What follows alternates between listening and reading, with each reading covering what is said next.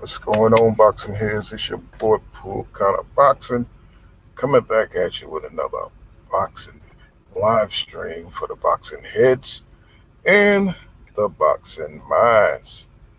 What's going on, y'all? Here's another week of Devin Haney, you know what I'm saying, being undisputed champion. Got a lot of, feelings out there from the boxing experts like Max Kellerman and all the ESPN higher ups. You know what I'm saying? They just don't want to give your boy no credit. You know what I'm saying? What do you got to do? You know what I'm saying? They know they tried to freeze Devin Haney out, so and they continue with the bullshit. Calling him, what I'm saying, a lightweight champion instead of giving him his full credit. You know what I'm saying? As undisputed, but the bullshit continues. And what I'm saying, it's just a lot of disrespect going on with our undisputed champions, and it's never a problem until it's one of our people. What's going on, Just Do? What's going on, bro? He says, bro. Oh, okay. Oh, no doubt, bro, no doubt. You know what I'm saying? So it gets old, man. It's like, don't they ever get tired of the goddamn WS agenda? You know what I'm saying? And we had a dude today die in sparring, some South African guy. Um, what I'm saying, Errol Spence Jr., he spoke up on it, you know what I'm saying, about how these fighters, what I'm saying, they take a lot of abuse in sparring. You know what I'm saying? We got to respect these guys, what I'm saying, for what they do. And, boxing is not, what I'm saying, it's not to be played with, it's to be respected, you know what I'm saying? And even if the guys never, what I'm saying, become world champions and nothing like that, what I'm saying, they still putting in that work behind the scenes, getting hit in the head, sparring, what I'm saying, working out. What's going on, my brother? You know what I'm saying? What's happening? Welcome to the channel. Peace, bro. And, this guy, what I'm saying, these guys, they take a lot of hits behind the scenes. Think about all the sparring, Errol Spence Jr., really, his fame came from sparring, Floyd Mayweather's, and he sparred Caleb Plant, and what I'm saying, think about all the sparring these guys do, you know what I'm saying, to get their name up and to get the, what I'm saying, experience to look good, what I'm saying, on performance night. And this guy, I don't know him, I didn't look up his record or nothing like that, but it's just a shame to see that he had to pass away, what I'm saying, without reaching the pinnacle of his sport. This reminds me of Patrick Day and, what I'm saying, any other fighter that lost their life in the ring, man. That shit is, what I'm saying, it's sad, man. It's beyond sad. But it's a part of boxing, and it's a real, what I'm saying, it's a real deal type situation, you know what I'm saying, that these guys got to, what I'm saying, they got to really look at, what I'm saying, when they get preparing for these fights, what I'm saying, they still, what I'm saying, putting tax on their heads, their brain, what I'm saying, and their bodies. And what's going on, Who's Real? What up, bro? What's up? What's going on? Hey, how you say that? Adam, you say Adam, some kind of Egyptian. He's a real spill. Yeah, man. It's just, and they, what I'm saying, we gotta respect them because they put it all on the line, bro. You know what I'm saying? They really do. I never got to see this guy fight, but what I'm saying, I'm pretty sure. I'm trying to bring it up, man. You know what I'm saying? But this thing stream, y'all. Let me see if I can bring a picture of him up. Let me see. This guy, I don't know his name. Let me see if I can bring his picture up. Let me see. There you go. Let me see. There he is. Can y'all see that? Yeah. So yeah, this is the guy. You know what I'm saying? It's a shame, man. You know what I'm saying? I hear he had severe brain injury, and the head was not meant to be hit, and we all know that. But of course, when you sign up for boxing, there's a possibility that you might get, you get the short end of the stick. Not to try to be. He said that's some weird shit, man. he says, he says, oh, I'm trying to scroll down. Yeah, for a guy, yeah. But I mean, what I'm saying? When you go into this shit, karate or UFC, you put your body on the line, you put your life on the line for this shit. And, the rewards can be, really, really great, but you could lose your life at the same time. What's going on, Brian Colbert? What's going on, bro? Welcome to the channel, man. Yes, sir. Yeah, man, you could lose your life in this shit, man. And it's like, it's great glory, but that's the other side of it. You know what I'm saying? That what I mean, you may not get to see the light of day, or you seen Glenn McClellan when he got hit by Nigel Benn, and Glenn McClellan was tearing ass up. I mean, he beat the shit out of Julian Jackson, and Julian Jackson was one of the hardest hitting motherfuckers, and Nigel Benn went in there, and I don't think it was just from what Nigel Benn did to him. I think it was from what Julian Jackson hit him with, just the accumulation of damage, because he was fighting some of the hardest hitters. But if you look at him today, he's all messed up from, the brain trauma that he had to endure. And, he can't move, he can't walk, you know what I'm saying? And, football players, when they, at the end of their career, they're all messed up. Now, these are things they don't talk about, but, behind the scenes, these fighters, man, they be like, they got to take pain pills for the rest of their life. They be arthritis. So it's a lot of stuff that comes along with it. And, it's just that their careers are so short-lived, So it's just a shame to see the fighters that don't get to the top of the sport, and they make all the goddamn sacrifices, bro. That shit be fucked up. You got to go home to your family. What up? I was just about to call you. Oh yeah, no, no, hey, no, I'm just driving and stuff. Yeah, I'm on, man. Come on through.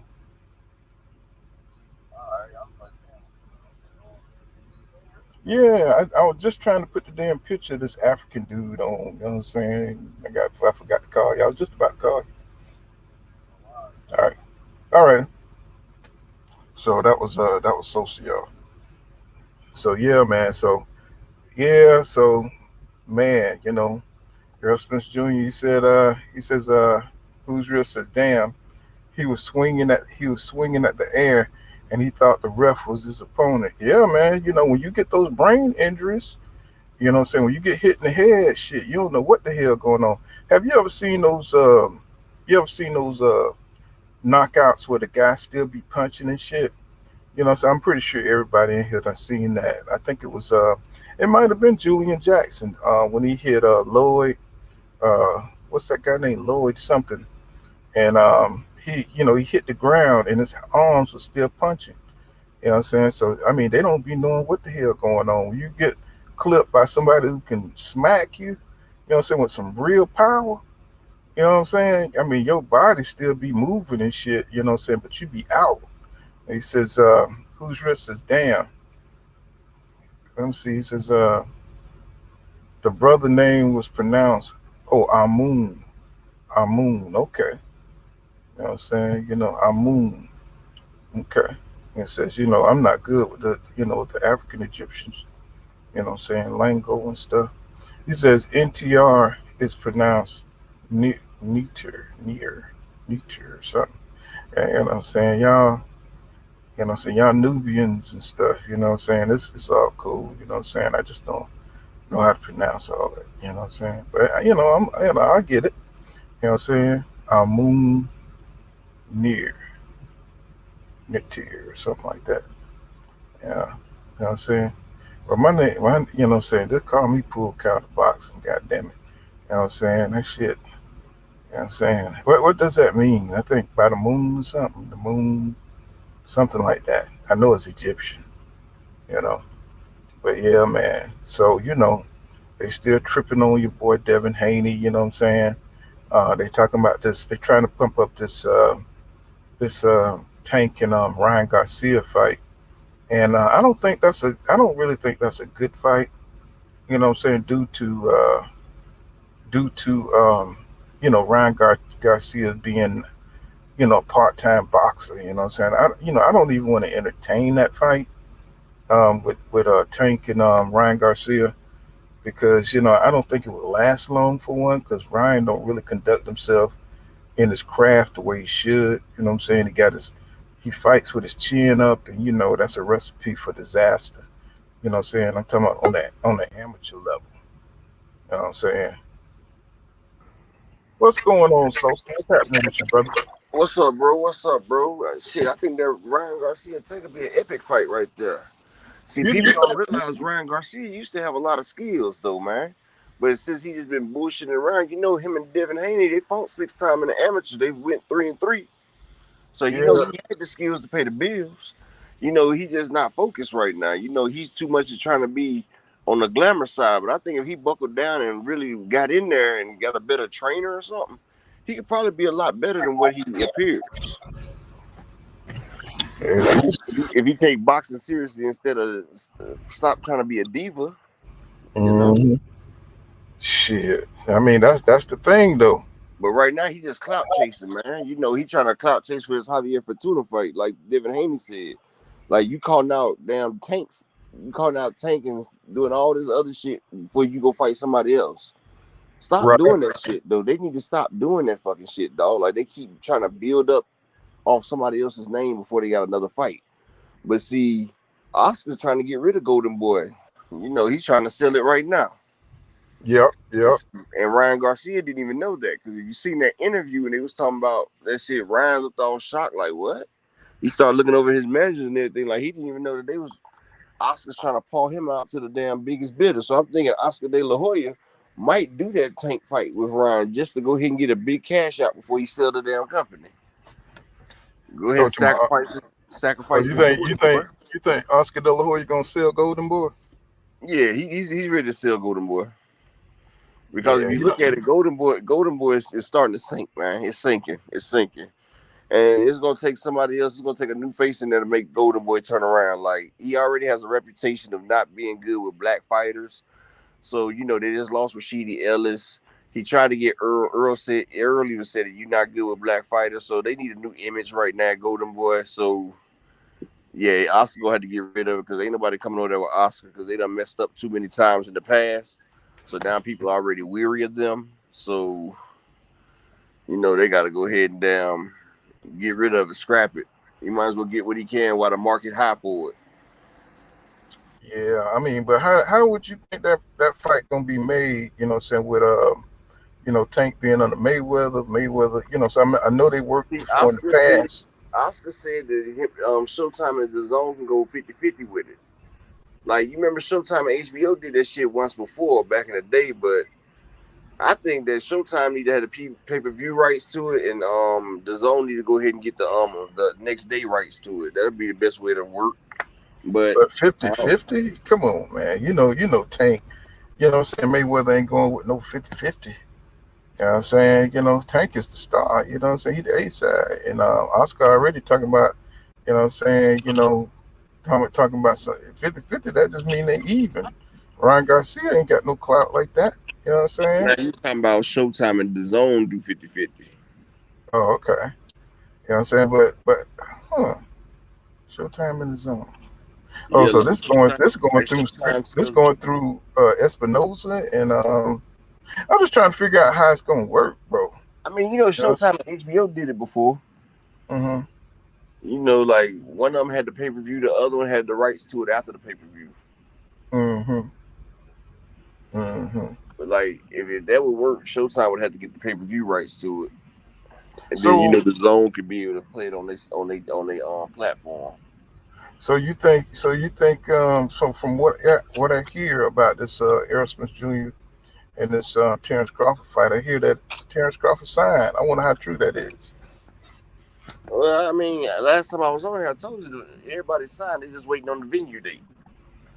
Well, I mean, it seems like it's a fact. You know what I'm saying? Like, you know what I'm saying? Like, I heard that it was signed, but now it seems like everybody know it's signed. You know what I'm saying? I mean, we dropped breaking news on here the other day. I told you I'm cool with people in the Errol Spence camp. I told you that. Okay. Okay, that's You what's up, forgot man. last time we was on thing. I told you the only thing they're waiting for is that damn venue. And that's Las Vegas, right? Yeah, they're gonna do it in Vegas. And stuff. So shit, that's what's up. We got ourselves a fight then. You know, now Yeah, we but you had that other dude in there. He was trying to ask me how I know, and I'm like, bro. I mean, like, I can't tell how I know, but I know some things. This is like if I got the plug on some work, I'm not gonna tell you who I'm getting my work from. You know what I'm saying? Like, right, just right, know I'm not gonna be out here putting no bullshit, especially if I got my name behind it. And you know, I'm right. an up and coming damn YouTube star, so I'm putting my name on the shit. I just sat there and told you the fight was signed. They just waiting on the venue. But shit, that's See, what's up. we would have got the fight earlier, but punk ass Canelo sat there and stole that September date. And see, they trying to get the maximum revenue possible for this fight, so they giving it a month after Canelo at least.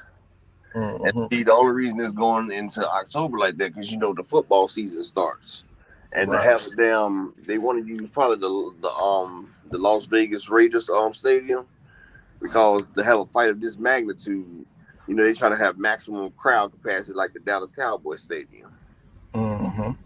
and But see you know, the cryptocurrency arena will hold enough, you know. yeah. Isn't that where your boy Ryan fighting Fortuna?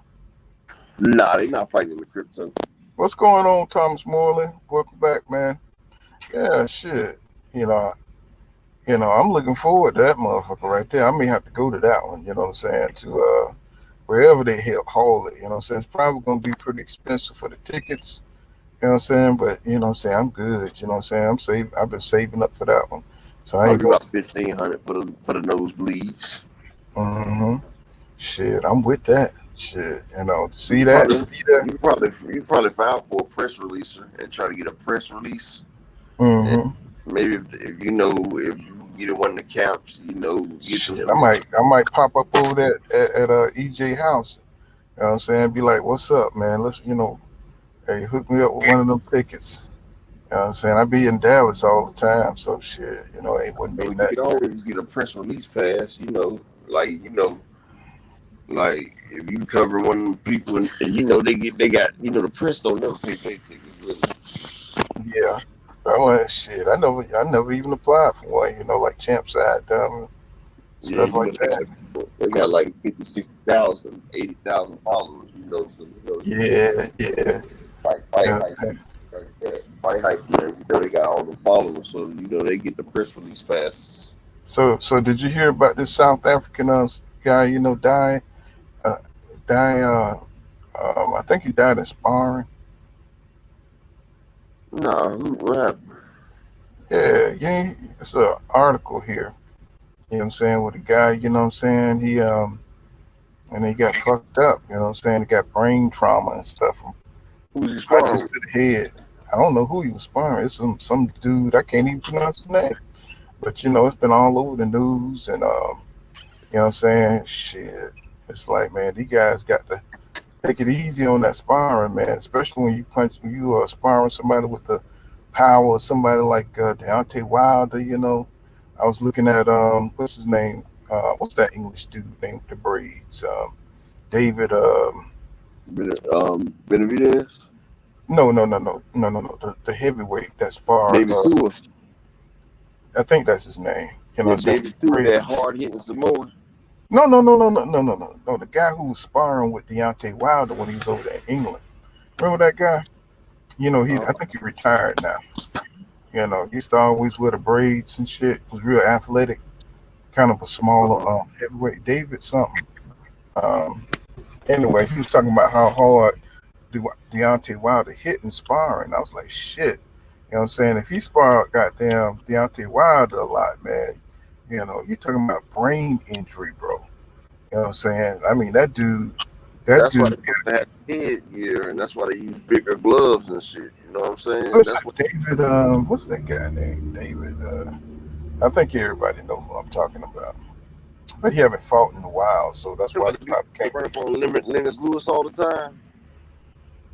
Who that? Yeah, yeah, yeah, yeah. Um, The little English dude uh, with the braid. He always wears braids like D'Angelo or some shit, like all the way back. You know, I know who way you like talking about. he wears hair like Showtime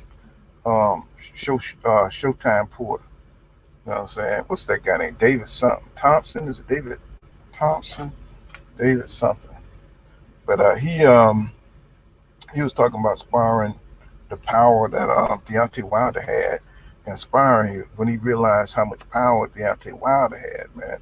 And I was just thinking about that shit, about this guy, saying it's like shit, nigga, you could have been brain, dead or whatever, You saying? talking about the motherfucker look like Genuine a little bit, right? Yeah, yeah, Yeah, exactly. David Hayes guy. David Hayes, that's his Yeah, name. Hayes. I David remember. Hayes. Yeah, he used to spar Deontay Wilder, when he was still, getting his shit together. And he used to spar Klitschko. You know Yeah, what I'm he's saying? that Klitschko first. Yeah, So I was just thinking about that. I'm like, shit, man, these dudes, they do so much goddamn sparring. I'm saying how Errol Spence Jr. He got his name by sparring. I was like, can you imagine how many shots he had to take? You know what I'm saying? Just to get good. You know what I'm saying? that's what the problem is. You're not trying to take them shots. That's how you get better. Mm-hmm. Yeah, you should spar, but you putting your best foot forward out there in the sparring match. That's why Devin Haney told Stank, I ain't no sparring partner. You know what I'm saying? You're not about to keep hitting me. You feel me? Like you're not about Mm-hmm. to keep hitting up on me. If you want to fight, we fight under the lights where it counts. You're not about to just bruise my body up for free. Hell nah. Shit, but that's what you got to do to get in there. But that's how you Get come of slammed. age. That's how you got to get up there and come of age, though. You got to put in that work. That way you can see what the damn top fighters are like. You know what I'm Mm, saying? Give you a gist. shit, Plus, that's why they get that experience traveling to different gyms and yeah, testing their skills against other fighters. You know what I'm saying, that they hear about. It's almost like gunslingers behind the scenes. You know what I'm saying, trying out each other. I was yeah, looking at you test Conwell. it. Yeah, I was That's how looking at you test it. Conwell, and he said he sparred.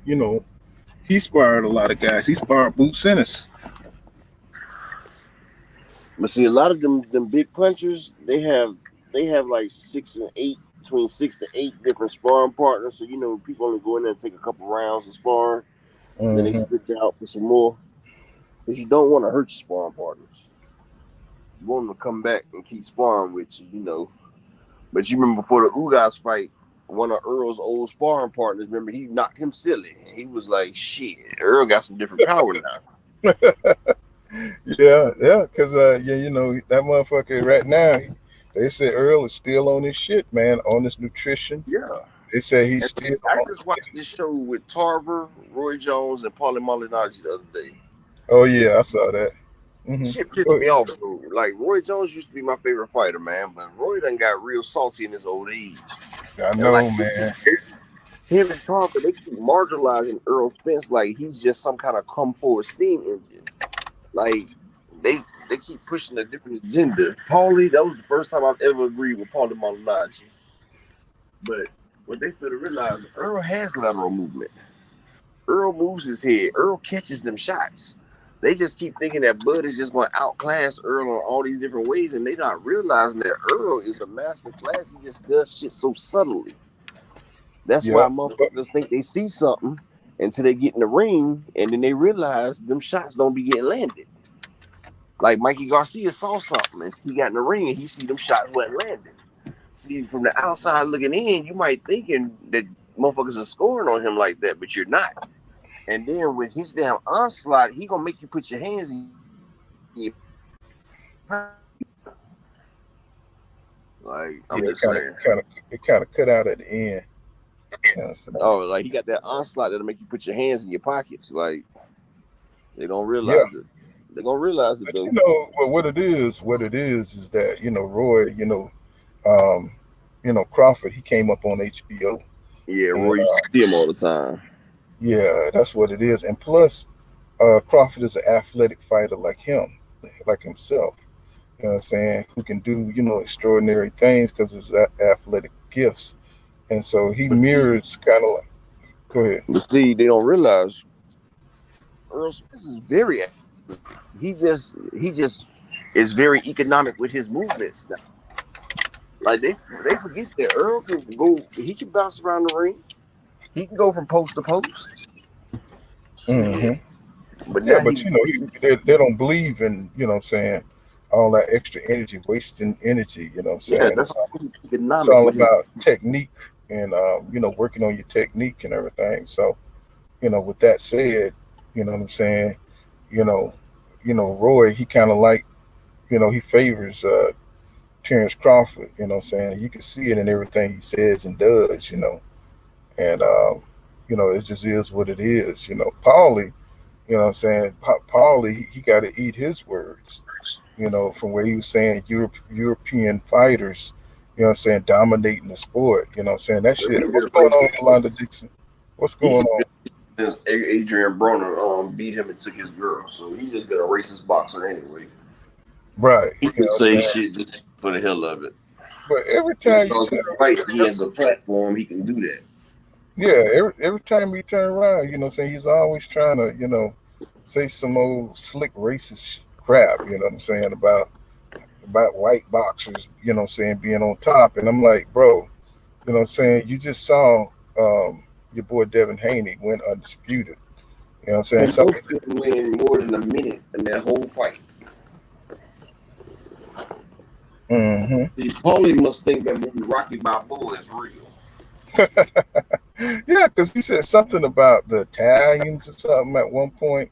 You They know what I'm had saying? one Dominate. Italian fighter, and that was Rocky Right. Marciano. I know. I'm like, what the hell is Paulie talking about? They had one fighter, Rocky Marciano, and he didn't fight all the tops. He fought Joe Louis when he was about 1,000 years old. What's up, no cap? What's going on? This boxing What's, expert, I changed my name because Devin won the undisputed. yes, sir. Yes, sir. What's going on, Don? Thank you for that super chat. You know what I'm saying? That super sticker. I said, what you want to say, bro? What you say, no cap? Hello? You hear me? Yeah, yeah.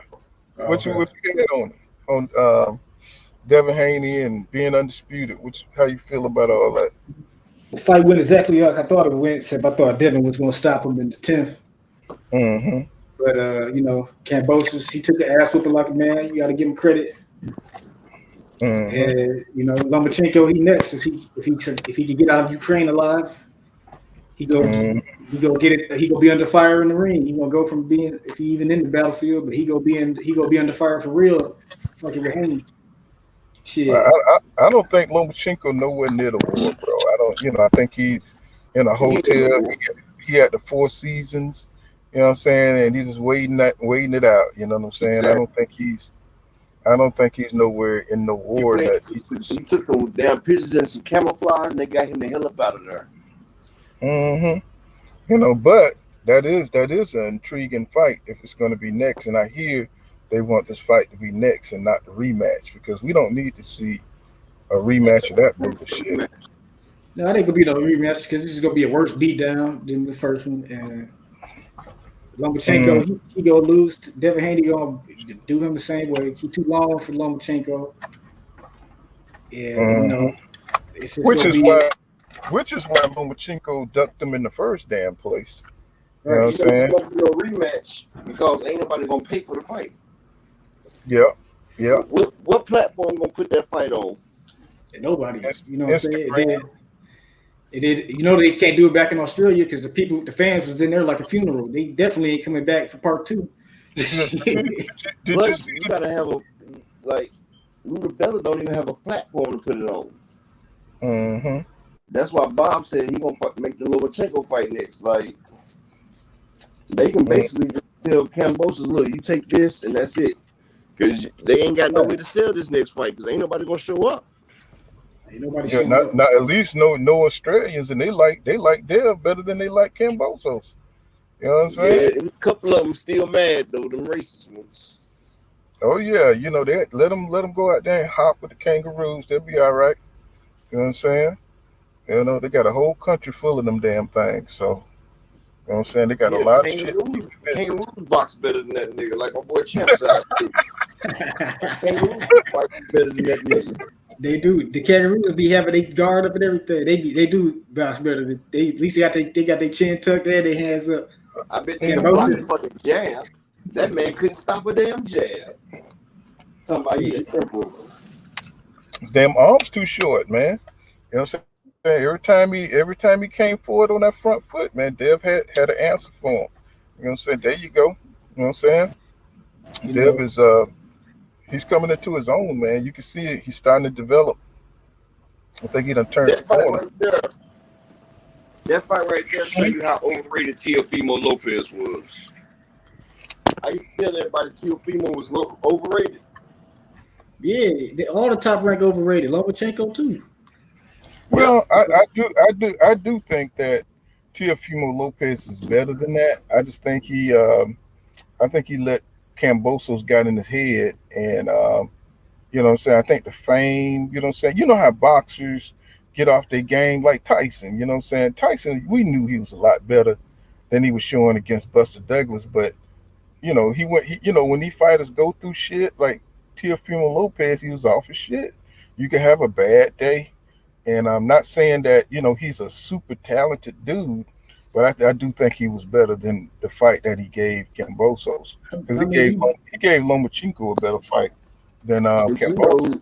Like I Right, said, but Lomachenko was scared in his house though. That's the difference. Like Lomachenko was scared. The when first half of the Lomachenko fight, lost to Jorge Linares, when he lost to Salido. yeah, Jorge Salido. That's what I said. You said Jorge Salido. God damn, Jorge Salido. But I know what you're saying, bro. Yeah, you remember Salido? Yeah. Mm-hmm. That's the same Salido that Gamboa knocked out. I know Salido. Salido is just a pressure come forward fighter who used rough tactics. But one thing I can't say about Salido though, Salido messed up the biggest fight in flyweight though. It was supposed to be Juan versus Mikey Garcia or Gamboa. And Salido knocked out motherfucker Juan. That shit fucked it up. They let that shit cook too long. Cause that was gonna be the fight. Mikey Garcia versus Juan or Juan versus Gamboa. We was all looking for that fight between them three right there. They was the three kings back then. Walmart just he just faded fast. Once he got beat, it was a wrap. He was having problems with his girl too, though. Yeah, there was something going on with him because he was definitely coming on strong, and I thought he was gonna be that dude. You know what I'm saying? But shit, I always knew Gamboa was better than Juan. That's why I wanted them to fight. And Mikey Garcia, he was the shit too. Mikey Garcia became a weight champion, but it was those three right there: Gamboa, Garcia, and Juan. Yeah, but Mikey, he did that Triple G shit that Kell Brook did once because he should have fought Vasil Lomachenko, you know what I'm saying? But it was a good financial move to move up and fight. Loma wasn't trying to sign the deal. Yeah, he was trying to fight Loma bad as hell, but Loma wasn't trying to sign that. Loma knew what time it was. Oh, that's right. Mikey was at 135 at the time, wasn't he? Nah, Mikey had came up at 140 and got a belt in 140. We fought Robert Easter, didn't he? At he fought Robert Easter ass. Yeah, he fought Mike Easter. That was what, at 140? He beat Sergey Lipinets at 140. And he fought Robert Easter at what, 135? 135. Yeah, 135. Okay, that's because he moved through so many damn weight classes. You know what I'm saying? I think he had 2 fights at 140, right? I think he beat Sergey Lipinets for the belt. Right, and he fought AB. Let me see this shit. We going in the past now. Let me see. He fought AB at 140, right? Yeah, 140. Busted him up. Yep. He beat AB. That was good. That was after he beat Robert Easter. And that's when he went on up to 147. That's when he said he sees something. Right. He wanted that damn money. He seen that damn $10 million and shit. For he seen that Lamborghini. You know what I'm saying? And shit. He went and got that money though.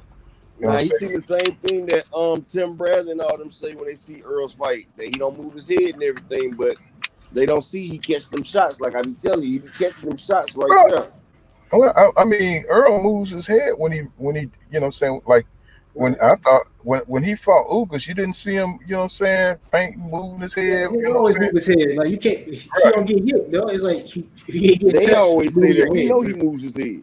We Right, know right. he's an elusive fighter. They the ones that think he not. Well, I mean, I think they get it confused when he decide to fight a certain kind of way, and they just want to label him that way, you know what I'm saying? But he's more versatile than people give him credit for. He don't even go in his whole Yeah, they bag of just tricks. he the cash cow, so they gonna hate on him. They say ridiculous stuff. When you reach the top, that's the type of stuff they start saying about you. That's how you know Earl at the top because they But say you they know, always hate him. Floyd, They always pick it against him. They always come saying dumbass shit. They don't about this dude. Like then they get passes to like the hype job. Like Lomachenko, I can't stand him, dog, because they just hyped him up like he was just but this you know, Lomachenko, he boxing. don't really like, you know what I'm saying, rock with that. He just they say that shit about him. You know, yeah, he's the I'm Loma not gonna talking about talk him that shit. personally. I'm talking about the media and yeah, the boxing media. And it's like, you think people stupid? They try to take his lost off the ESPN, and then everybody just don't even comment on it or but call it out. It's like, man, what's going on here? Like they too scared to say talk about this dude or something. I'm like to go against Bob or something. I'm like, dude, this dude hey, Lomachenko, he got exposed by Pedraza, and Now they then know Pedraza if you salty go talking about. I against think Loma better if than you go Tank. against ESPN, they'll kick you up off the station. but you Right. know, That's he's what I the mean. he's the last white hope. You know what I'm saying, down there. So you Well, know you they got heard it Devin say he'll never lose to a white boy. right. You know what I'm saying. They're gonna So hold so that shit against him. They're gonna hold that shit. You know what I'm so saying? They you brought know it up after and they he come beat bust his deal. after they beat Loma, they're gonna be calling for him to fight Josh Taylor. They're gonna be throwing every white boy they can at Devin Haney so they can get a white boy to beat him. That's right. And you So know it's next, That gonna ain't gonna happen. and you That know ain't it's gonna. gonna be a so publicity. Taylor and Catterall both gonna be coming at Devin Haney. They're It's gonna gonna send be Catterall and damn Taylor. it's gonna be a publicity tour. You know what I'm saying, that a white guy beat Devin Haney. You know what I'm saying? If that was Floyd to had the happen. Mexicans, Devin gonna have the white boys. Yep. But I don't Yep. think it's enough white boys for Devin to eat off of like Floyd ate off the Mexicans. I'm But telling you, right they're gonna now, try to give him Josh Taylor. but right now, Taylor they, might not. Taylor right got to get now, past that this next fight that he lost. He having the rematch to do that he should have lost to. well, from what I understand, Catterall. Devin right back in the gym, man. You know what I'm saying, to get ready for this Lomachenko fight. You know what Yep. I'm Like saying? I said, he gonna fight Loma, then they're gonna try to probably get him against Catterall, the motherfucker that beat Josh Taylor. Right. You know, Ketterall, I think Teofimo Lopez, they trying to, you know what I'm saying, make something happen. I don't know how serious that Right. is, I but think they you know, say I think something that fight with Josh Taylor fell apart, or Josh Taylor is ducking or something, or something happened. They supposed to fight, but it ain't finalized or something. Josh Taylor mhm. waiting for Earl and Bud to fight, so he can move on up and get his minute. I mean, so he can get his damn shot. So he But can Mhm. cash out because he can't fuck with none of them. So I don't know why. yeah, so he That's gonna be Yeah, his last they, fight. He fight either one of them. yeah, he's trying right. to get the vacant WBO because he know Errol Spence gonna vacate after he win. Yeah. And you know, Connor Ben, them, they waiting in the wings. You All know the what I'm motherfuckers saying? waiting. Yeah, they wait in the wings so they can go, you know, pursue, get them a belt, get in line. You know what I'm saying? Astonis, you know what I'm saying? He's up there. You know what I'm saying? All them guys waiting in the wings, you know what I'm saying? Because they do not want to fuck around and lose before they get, you know what I'm saying, before they get the shot at them belts, before they scatter. You know what I'm saying? So, shit. So, you know, shit. What we got? You think Lomachenko gonna accept this fight with Dev? Yeah, he got no choice because how to go fight for the belts? Well, shit, think about it. I mean, look what they did before. They allowed that motherfucker to duck them before. You know what I'm saying? They might create another goddamn belt. You know what I'm saying? Make that motherfucker the But just the because the he the, wasn't, the, see, the, Devin the wasn't on top rank Jurassic because Bob ain't want champion. to make the fight. They I might don't make know. they might make Lomachenko the Jurassic champion or some shit. You know what I'm Oh saying? nah, they want Lomachenko to go for that undisputed. So they making that fight. Man, I hope so, man, because look like what we've been getting in boxing here lately. They've been trying to save them dudes from them Oh black nah, nah, fighters. nah. Cause they feel like Lomachenko is they feel like see now the Lomachenko fight never gonna have to worry about them cards because like I said, those are top ranked judges that when he fought Kambosos. Now Mm, Lomachenko's they guy. That's the one you mm, got to worry about. yeah, yeah. So he definitely got to go in there and look good against Loma, and he can do it though. I mean, he can Yeah, do he it can. because but Loma we can't know, handle his style of boxing anyway though. but we know You that see what Teofimo do it. But see, I'm just wondering if Devin got enough power to keep Loma off of him though. yeah, because Because he only pressed forward. He ain't no good on that back foot. You know yeah, what I'm saying? Man, And Devin he gonna box him. It's gonna be another easy fight for Devin because he's just too long. The jab, Lomachenko ain't gonna be able to get past the jab. That's why Kambosos wanted to fight Loma. You know what I'm saying? Because he was like, yeah, shit, I can bum rush this motherfucker and do my Kambosos shit he be doing. But and shit. What you think about them putting them niggas, Teofimo Lopez and Cambosos on the damn list as undisputed? You know what I'm saying? that's to show you the shade because they look stupid. Say Devin wasn't the real check. Now they're trying to save face. But it's Uh-huh. like ESPN has no credibility in boxing, so I don't know. People shouldn't even get bent out of shape or whatever. They just expose themselves. Like that's what's wrong with boxing. Why boxing ain't a premier sport no more because it shit Right. like ESPN and the boxing media doing this hating that shit. Niggas dominated boxing so long. They forever butthurt about that shit. Like And they got low you know self esteem. They feel bad about themselves. So they got to create these narratives, these hype jobs. Like first, it all started with Triple G on HBO. That's when the white Yep, supremacy era started in boxing. But they just yep. said fuck this shit. We gonna make us a star, Triple G. HBO And went bankrupt trying to promote Triple G. You know what I'm saying? Trying to turn this dude into something he ain't. You know what I'm saying? and then look when Ward wanted to fight him because they had the promotion out there that everybody was afraid of Triple G, and Andre Ward said, "Shit, I fight him." And shit, they wasn't having that shit at all, bro. They was not gonna allow Ward to destroy, what I'm saying, they Trojan horse, you know what I'm saying? And that's when the bullshit, when he moved up to 175, and that was just that whole campaign was bullshit. You know what I'm saying? Because they did not want Andre Ward to destroy his ass, and I was looking forward to that shit. So they started all them damn narratives. You know what I'm saying? Andre Ward, was moving up and all this shit here. I was like, what's going on, bro? Just get on in there and knock dude on out. And they've been protecting his ass ever since. Him and Canelo. And Canelo, he's going down in history as not a legend at all. Like they go treat him like how Marky Marciano is treated now because Yeah, his resume is trash when you really look at that shit. yeah, And it's like, dude, you lost to a 36-year-old man in your prime.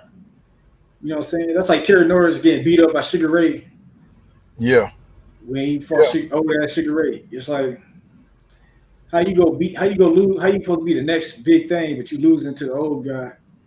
You know what I'm saying? Floyd is never losing at 23, is not losing to 36-year-old nobody. You know what I'm saying? yeah, It's yeah. not happening. That's not See, how boxing see, works. It usually that's works. how bad his fundamentals were. You know what I'm saying? That's how bad his fundamentals were. He came in there, he was strong and shit, but he didn't have that, boxing IQ. You know what I'm saying? And Mayweather saw it, and Canelo pressed for that damn fight.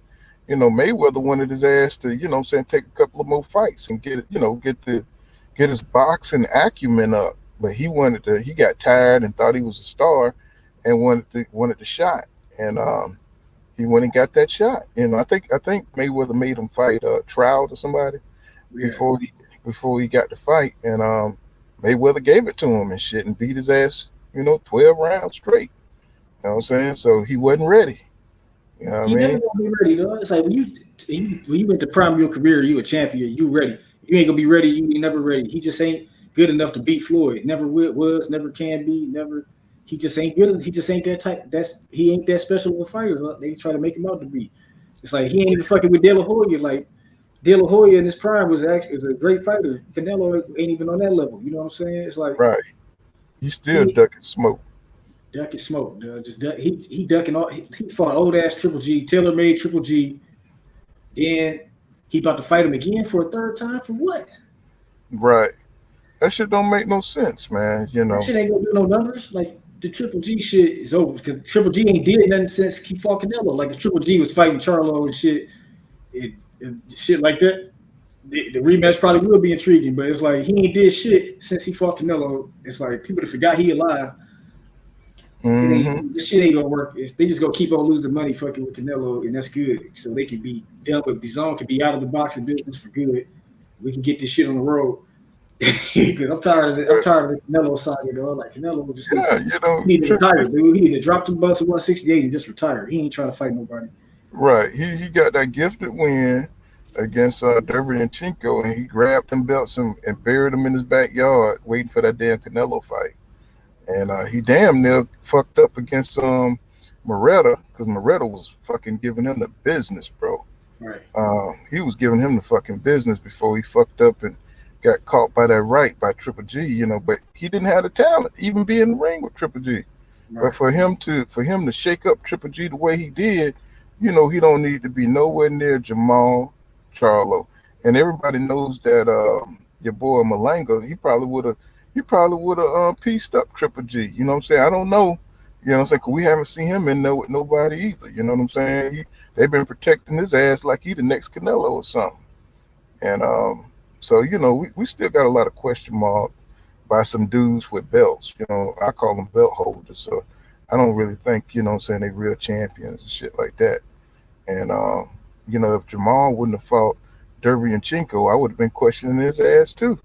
You know what I'm saying? Because he need to get in there and he need to get some fights. You know what I'm saying? Because the next generation is moving up. David Benavidez, he's calling out for David Morrell Jr. now. And that's going to be a fucking intriguing fight. David Morrell got skills, bro. Right, but didn't Ronnie Shields come out and say Morrell ain't ready? Yeah, you know what I'm saying? I believe he need a little seasoning, but you know what I'm saying? My man Sosa said shit, he ready because of his Cuban background, his Cuban school background, and all the amateur fights that he's had. So a lot of people think he's ready. I was on a panel today with this other channel. They was talking. This guy said they don't want to make the fight yet. He said he got some inside information because they just wanted to marinate to be a bigger fight or something. To get the most money. All that shit is everybody waiting to get that Canelo sweepstake. And I guarantee you, Eddie Reynoso right now is trying to break down David Morrell because he's green. You know what I'm saying? He's trying to see because they're looking for a name to get Canelo shit back up there. You know what I'm saying? If he could take the smoke with somebody green like a David Morrell, somebody he could get by but yet fresh, then his name would be gold again. And you know what I'm saying? I'm thinking, you know what I'm saying, they just trying to, wait on that Canelo sweepstake. They trying to put themselves in there. They don't want to take an L before that. You know what I'm saying? I can see that. That's what's going on with that. You know what I'm saying? Look like you fell off, my brother. Yeah. So that's what I see. When you see fighters up there around Canelo weight class and they're not making the fights, they waiting on that goddamn sweet Canelo money.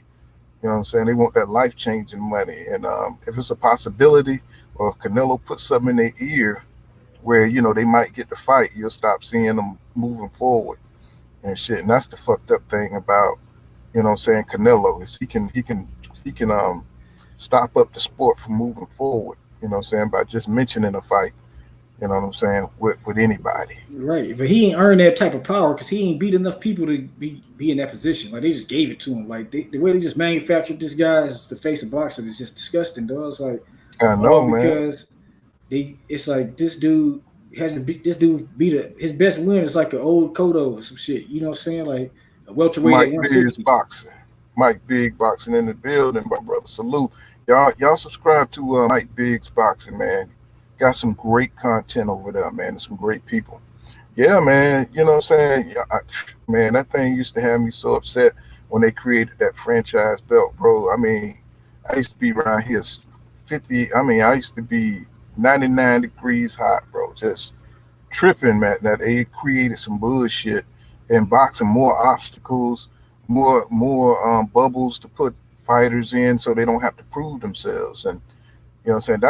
That's the thing that sucks about boxing. I That actually think David Morrell's pretty good right now. I think he's ready for the big league.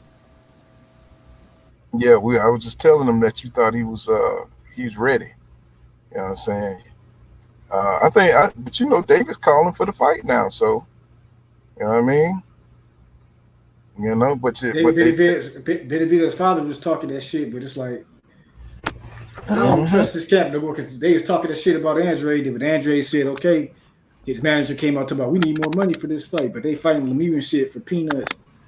It's like Well, they right it's all now they wasted need shit. recognition. They need recognition. If he beats Boo Boo, one thing about it, he's never gonna get that Canelo fight. If he beat Demetrius Andrade, he'll never get that fight because he'll be shown too good. You know what I'm saying? Because that dude is highly skilled, and he's the boogeyman for Canelo. You know what I'm saying?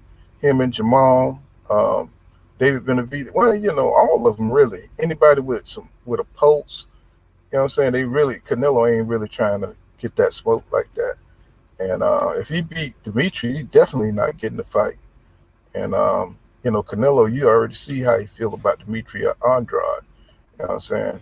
That dude, he just terrifies goddamn Canelo. You know what I'm saying? Even though he's disrespectful towards him and shit, but you know, that's Boo Boo fault. You know what I'm saying? He never really pressed the issue when he was down at 160 and 154. He never really pressed the issue like he should have.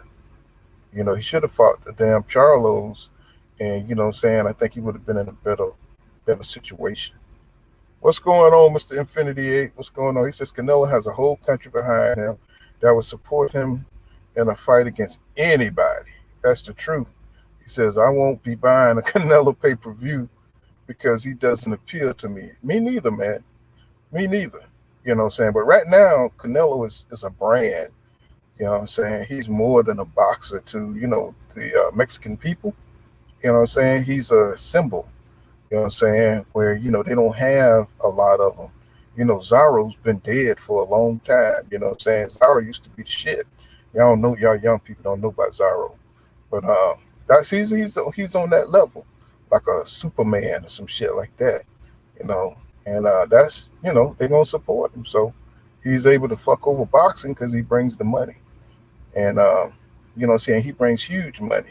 Anybody that gets paid 50 million in one fight, or 55 million, I think it was his last fight. You know what I'm saying? Even when you lose, you win. You know what I'm saying? And Bivol, what he got? He five didn't get million that dollars. much against that Bivol fight because they didn't make as much as they thought. He didn't get that much. He didn't get the 55 million. Nah, and see, it was a 3-fight deal for 85 million. Remember? Oh, I thought they had put it up there where he had got 55 million Nah, for the that fight. deal with the Then zone was less than the deal for PVC because remember PVC was offering 100 mil for 2 fights, and the zone was offering them 85 mil for 3 fights. yeah, he definitely ain't get 50 mil for Bivol because he was getting Hell paid 50 nah. mil to fight Spence and Benavidez. Well, well, I thought he had got That 50 55 mil million, for that. that 50 million was for Benavidez and Charlo and them, not the zone. Hmm. Yeah, Benavidez and Charlo. Yeah, That's why they was talking about how he took less money for the Oh, fight. okay, okay. But okay, so how much did he get for that shit? I don't know. I don't trust none of them numbers, especially with this. Remember they said he got 300 million for the zone, and that shit turned out to be a lie when that Oscar Shit, lawsuit came out. yeah, because Yeah, of Canelo them see, didn't damn. read the he was contract gonna or get whatever. 45 for Charlo and was gonna get 55 for either Earl or Benavidez. What's going on, Eric? What's good, my brother? What's going on, family?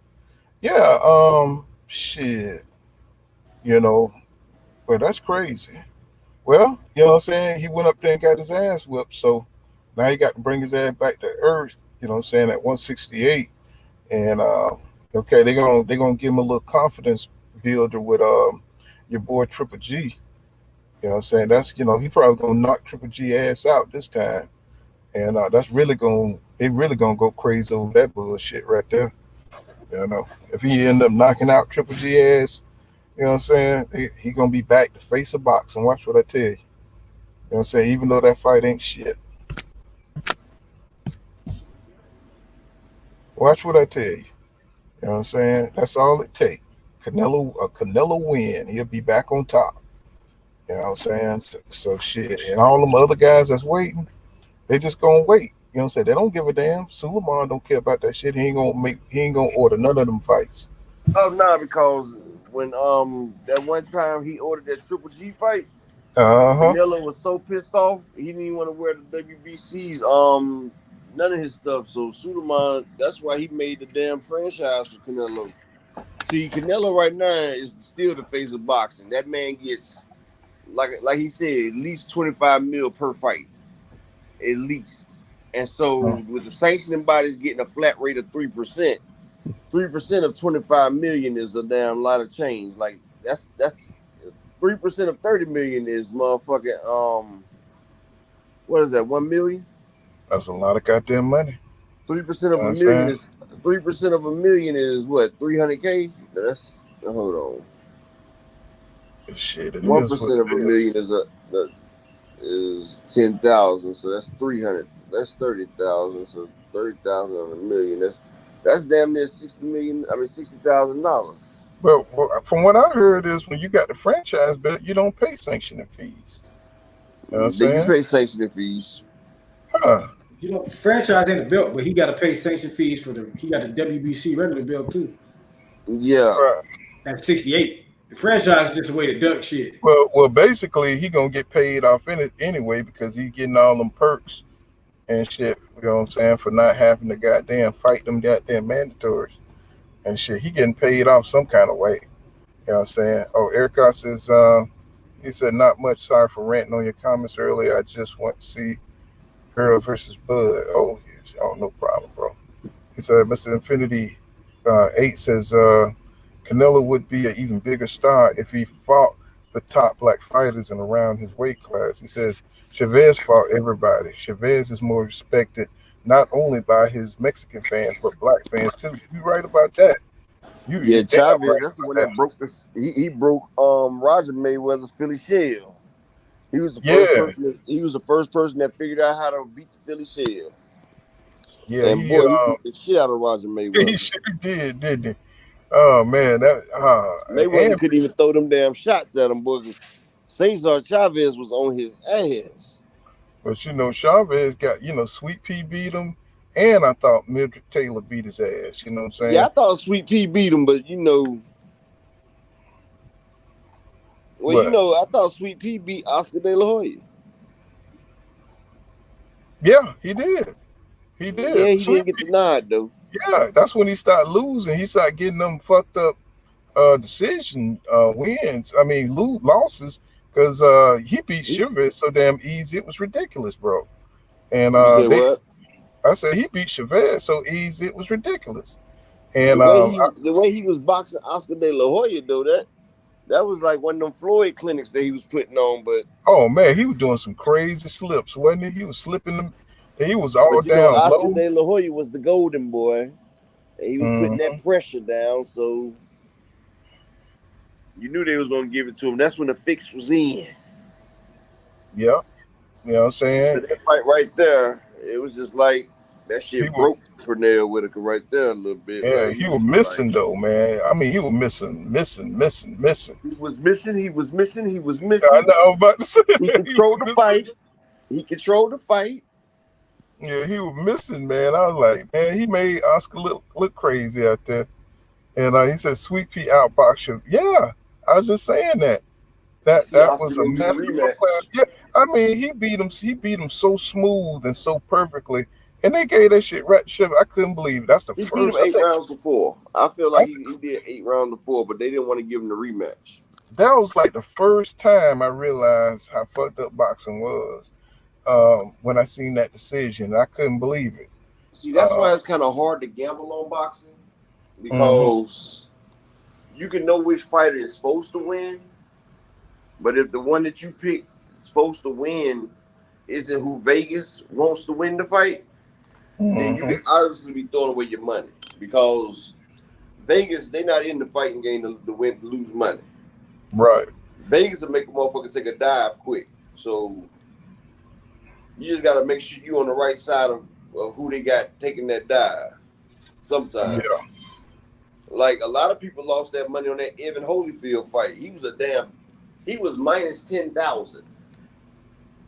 Damn. He was minus 10,000 versus that truck driver. And you know, a bunch of people probably put the money line on their parlay tickets because with that parlay you just need to pick a team. You gotta pick somebody. Right. Yeah, he ruined a lot of parlay tickets right there. Shit, man, this damn corruption don't stop, bro. But no needle down there. I was highly disappointed.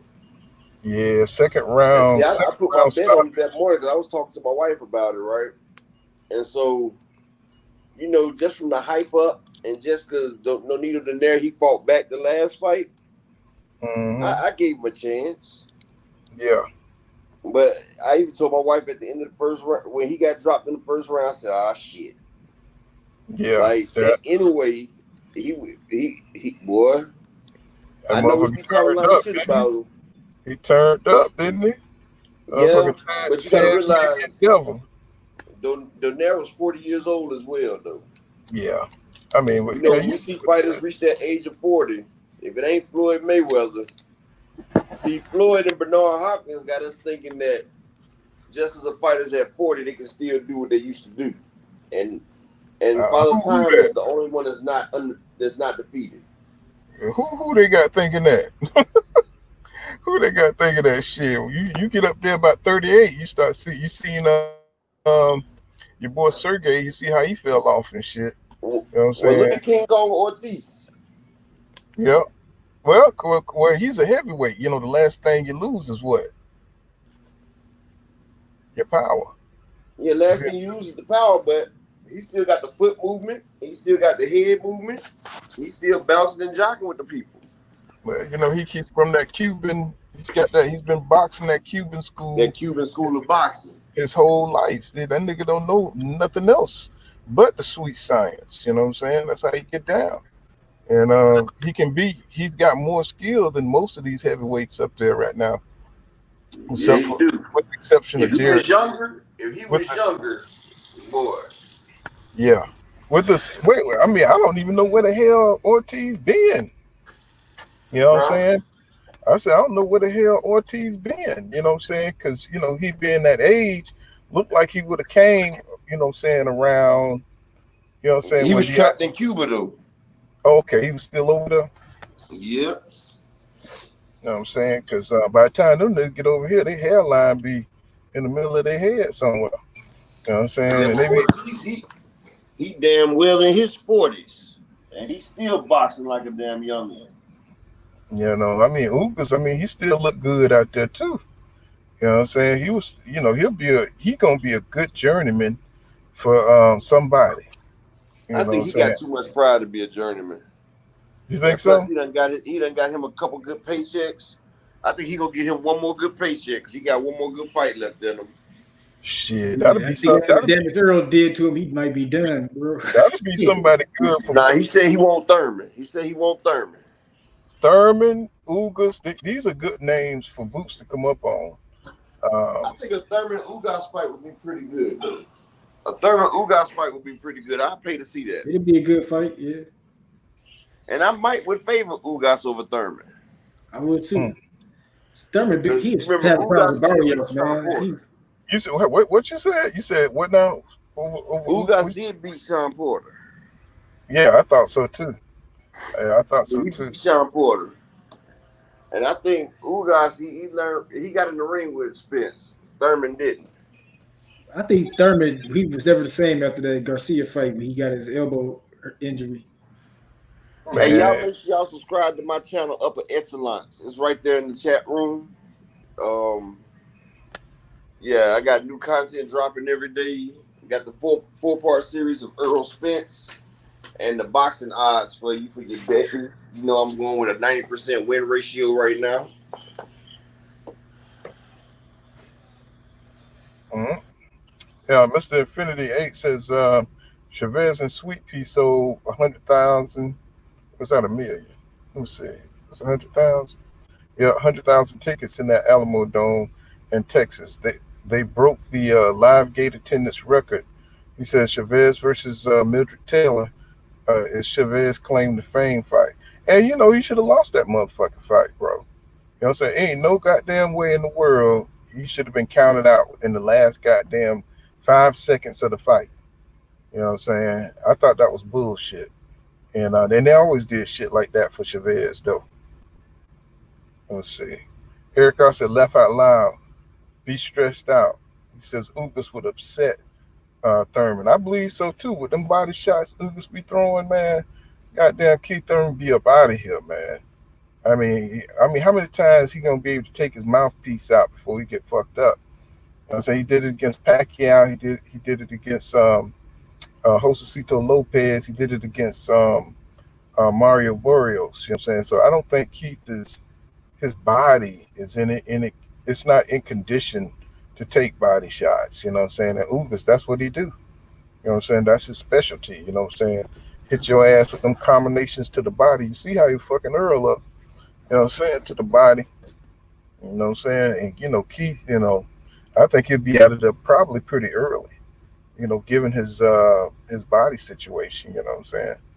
That nigga. I don't think Ugas got enough power to stop him. I just think it'll just be a boxing clinic. He got longer arms than Keith. Shit, I don't know. You think he can still move? You know what I'm saying? Like, you know what I'm saying? Because you think he could get away from Ugas? I mean, I don't think Ugas got the power to stop him like that, though. I know it'll be a good brutal fight, but he was catching Pacquiao cleanly and he ain't stop him. I mean, like, he could beat him up, but he ain't gonna stop him. He like a Devin Haney, Man, Pacquiao got a big head, bro. I think Ugas is like a Haney, though.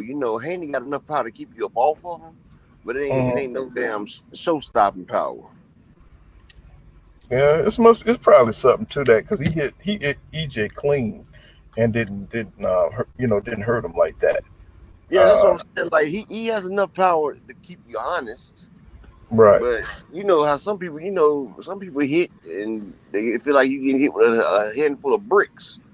And some people hit and the shit just hurt because it's a blunt force object hitting you. But some people just ain't got that behind it. You feel me? Right. Like, yeah, they ain't got that power. Some people ain't got that life-changing fight altering power. Like Deontay Wilder, he had that life-changing, fight-altering, near-death experience power. Like Gervonta Tank Davis, he got that life-changing power. Like you see versus Barrios, and Thurman was hitting Barrios, and Thurman was supposed to be a big puncher at 147. And you see Thurman couldn't put him down, not once, but Tank dropped him. That's my point. When he got hurt, when he got his elbow hurt by Daniel Garcia, like broke his elbow. I think it just never healed where he ain't had the same power in that right hand ever since.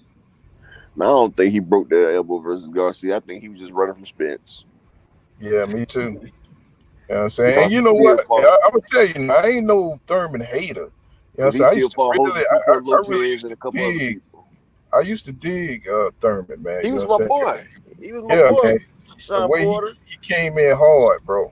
Yeah, don't duck me. You better not duck me, son. You know what I'm saying? That was the shit right there. And, he just energy, man. Earl just came in. And then when Earl was pressing him, then Earl got my respect because I seen Keith was ducking him. At first, I was like, nah, Keith ain't ducking you, young buck. You get your chance. And you know what? It's crazy because I wanted to see that fight so bad. Yes, I did too. I wanted to see that fight so motherfucking bad. I said, man, Keith Thurman finna come in here. He finna do his thing. You know what I'm saying? So he gonna teach that young buck. Yep. And boy, he started running. I was like, look at this shit. And then I said, hold on, Thurman running. So then I went back and started looking at EJ. And I went all the way back to his damn amateurs. I'm like, oh, that's why that nigga running. Mm-hmm. And then when he went over there, and then I seen him versus Kell Brook, I said, oh, yeah, I like him. I said, that little young nigga right there going places. Because at first I seen Kell was boxing him, and then I seen how he turned it up. And how he sat there and was getting stronger as the fight was going, and Kell was getting, Kell said he was gonna feed him that chocolate brownie hot out the oven with sprinkles, so he can taste all the damn sugar. Man, this Errol Spence Jr. Terence Crawford fight gonna be so motherfucking good, y'all. I mean, it's gonna pay off. I think the Porter fight is gonna be harder than the Crawford fight was. Yeah, I do too. I I do think too. Earl gonna make that Crawford fight look real easy. See, a lot of people don't understand how Porter prepared for Earl. You know what I'm saying? And He Earl didn't prepared for prepare. 6 months, He prepared for 6 months for that half fight. a year. Right. And he He had had like he had 7 different trainers coming in. it's like having getting four generals, getting all your generals ready for D-Day. You know what I'm saying? And that's how he prepared for EJ. And Earl, only thing he had was fat camp. He didn't even have strength and conditioning. Right. So, a lot of people they don't think about that. You know what I'm saying? They just want to put Crawford name over Spence. But see, Crawford didn't fight them dudes when they were on their A game. See. And I like Crawford, man. You know what I'm saying? I really do as a fighter, but I just want to see him fight people at their best. You know what I'm saying? See, And he fought Jose. I mean, he fought damn Jose Benavidez. Jose Benavidez went 12 rounds and he was boxing with Crawford, but he just didn't have no side to side movement because he had been shot in the leg. And for that man to go 12 rounds with you and box, that shows me like that damn jab. He was getting Crawford with the jab and shit, dog. but shit, not only that, it was his reach and Yeah. and that And Earl power. got to reach like You know what I'm saying? Earl controls the distance like that too. Jose had some power, bro. And when he hit, I forgot what round it was, but he hit Crawford in the fucking body, and Crawford looked like he almost looked like he shitted on himself. You know Okay, what I'm saying? now think about Earl hitting that same body. Right, right. What's going on, Anthony Jones? What's happening, bro? Welcome to the channel. He said Jose just got shot. Yeah, and his leg looked like his leg went out. You know what I'm His saying? knee. His And knee that's went and out, Crawford caught him in the end of the 12th round. That man leg locked up on him. That's what happened. and I was like, God damn. And everybody I keep mean, talking I'm about glad. Crawford done Don't get stopped me his wrong. massive diabetes. I'm glad Crawford won the fight. You know what I'm saying? Because I want him to be everything, you know what I'm saying, we think he is. You know what I'm saying? That's gonna make this fight better. Exactly. I'm not taking nothing away Even from even Crawford. if I'm he just saying even if he beat EJ, you know what I'm saying? We want Crawford to be, you know what I'm saying, who he is, who we think I he like is. both of them. I like both of them. Right. Just because I like Earl don't mean I don't like Crawford. It's just You know, I'm looking at it from a damn unbiased eye, and I'm right. seeing what Same Earl's here. doing. Like it's a runaway freight train against an immovable object. And one of them got to give. Like that's like the Grand Canyon. It started off as a plateau, but it had the Hmm. Colorado River running through it. And as the time passed, it kept carving deeper and deeper into the canyon. And that river over time eroded into what you see now as the Grand Canyon. A Yeah. river did that over time with steady force and pressure going over. He gonna turn Crawford body into the Grand Canyon. That's Mr. Finity 8 says, I like both Spence and Crawford, but I got Crawford outboxing Spence by controlling distance, using his hand speed and lateral movement. Spence will make it a tough fight early, but I like Crawford. And I understand that way of thinking, but see, this is what I want you to think about. You Earl know what is I'm the saying? best at controlling distance. Well, not only that, but Crawford is used to a certain kind of fighter. You know what I'm saying? He's used to being able to having the talent to overcome, you know what I'm saying, all the opponents that he's had. He's won by knockout, right? Or TKO, right? But see, you got a fighter in Errol Spence Jr. who got punch resistance, you know what I'm saying, and he's got the ability to cut off the ring, and he got the ability to fight all the entire round. See what I'm saying? You never seen Bud Crawford push to fight the entire round. See, now I know a lot of people think that Bud is going to be able to move and not fight, but Errol Spence Jr. is relentless in pursuing you. Now, can he catch EJ? You know what I'm saying? Putting on the volume, punching. That's going to remain to be seen.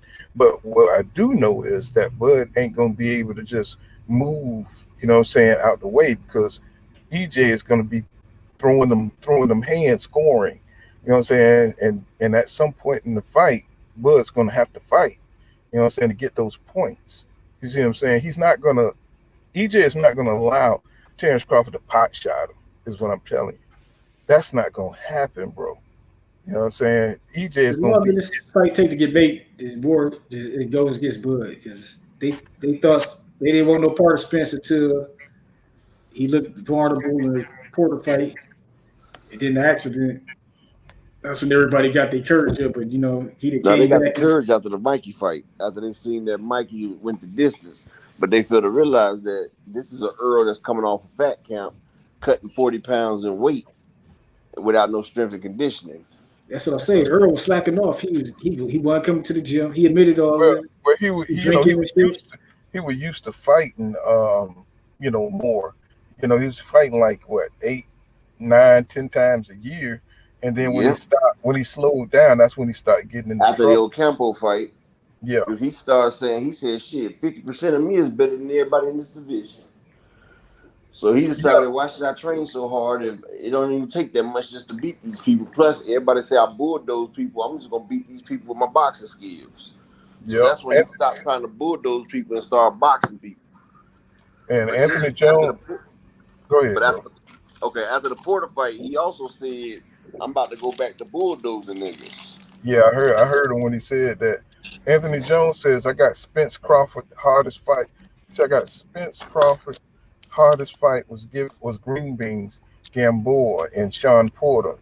Um, he said, "Aaron going to break something on Bud's cold." Okay, let me read that again. He says, "I got Bud Crawford hardest fight was Green Beans, Gamboa. Aaron's going to break something on him. Bud Cole." And Mr. Infinity 8 says, he says Spence is relentless when the fighter stands in front of him. Bud won't stand in front of him. He said Bud looks to counter and tie up. With Spence when he needs to. Crawford is the smarter fighter. Yeah, Okay, that ain't Mr. gonna work on Infinity. Spence. That work on people that don't know how to fight in the clinch. That work on people. He Oh, can't. Spence cuts the ring off better than everybody in okay, that Chris division. Algieri didn't just stand in front of Spence. That's Exactly. he. I He mean, walked him down. Spence walked him down. It was, right. like, Yeah, I mean, and then the clinch thing. No, Bud is strong, but do you see what Bud? I mean, do you see what EJ does when people try to clinch him? You know what I'm saying? He fights with that one arm. He breaks that one arm and start whipping your ass. You know what I'm saying? See, he's See, gonna Mr. fight. Infinity, see you getting into the narrative, Mr. Infinity. First off, Earl can fight from any distance. And if Bud makes it a mid-range fight, if you see when I'm Bud going fought on Kell Brook, the first round, Kell Brook had Bud eye swollen.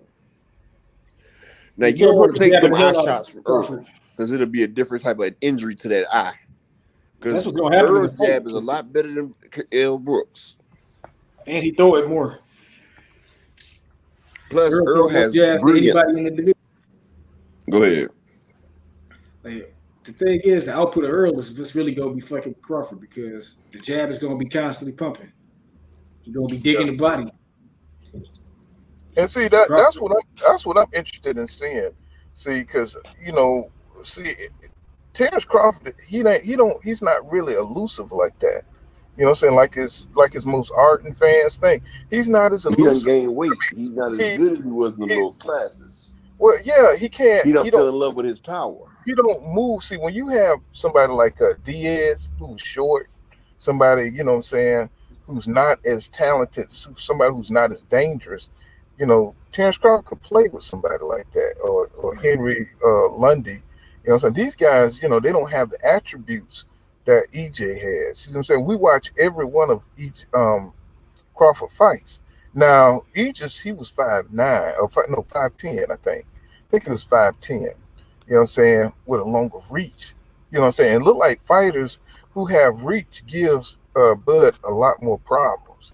Or taller, who have a lot more reach, they give him problems. And but especially when they don't have the talent, so he can finish him off. You know what I'm saying? You know what I'm saying? He's able to save himself. You know what I'm saying, through his athletic ability and his dog in him. See, but he's fighting somebody who got just as much dog in him. He's fighting That's what I somebody. was saying. Like, you see how Kell Brook jumped off on him early. Kell Right. Brook was painting Bud early. And see, Bud ain't going to be able to switch to conventional style versus Earl because Earl will eat his ass up if he go into the conventional. And he's not a better southpaw than Earl. And And so see, you can't jab with Earl.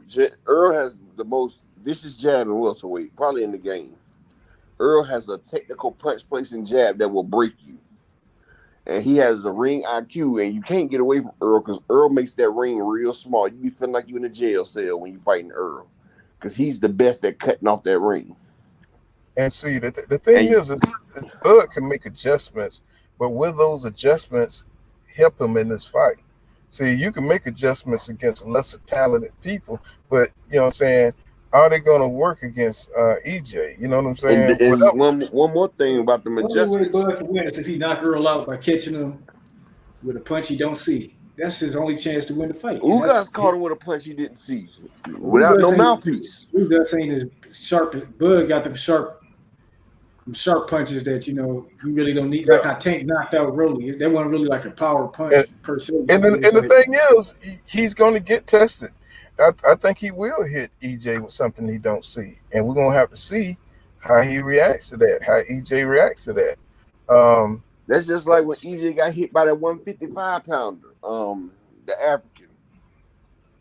mhm. I forgot his Oh damn yeah, name. some of Lardy, yeah, Yeah, you already know Emmanuel he's got a Lartey. chin. You know what I'm saying?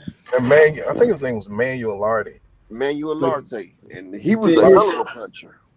can All Bud that shit survive long enough curl to up You against take the that advantage bone. motherfucker to land was that fast too. punch though? If the question. That motherfucker was fast too, man. Yeah, Uh, Lardy, all he did was piss Earl off.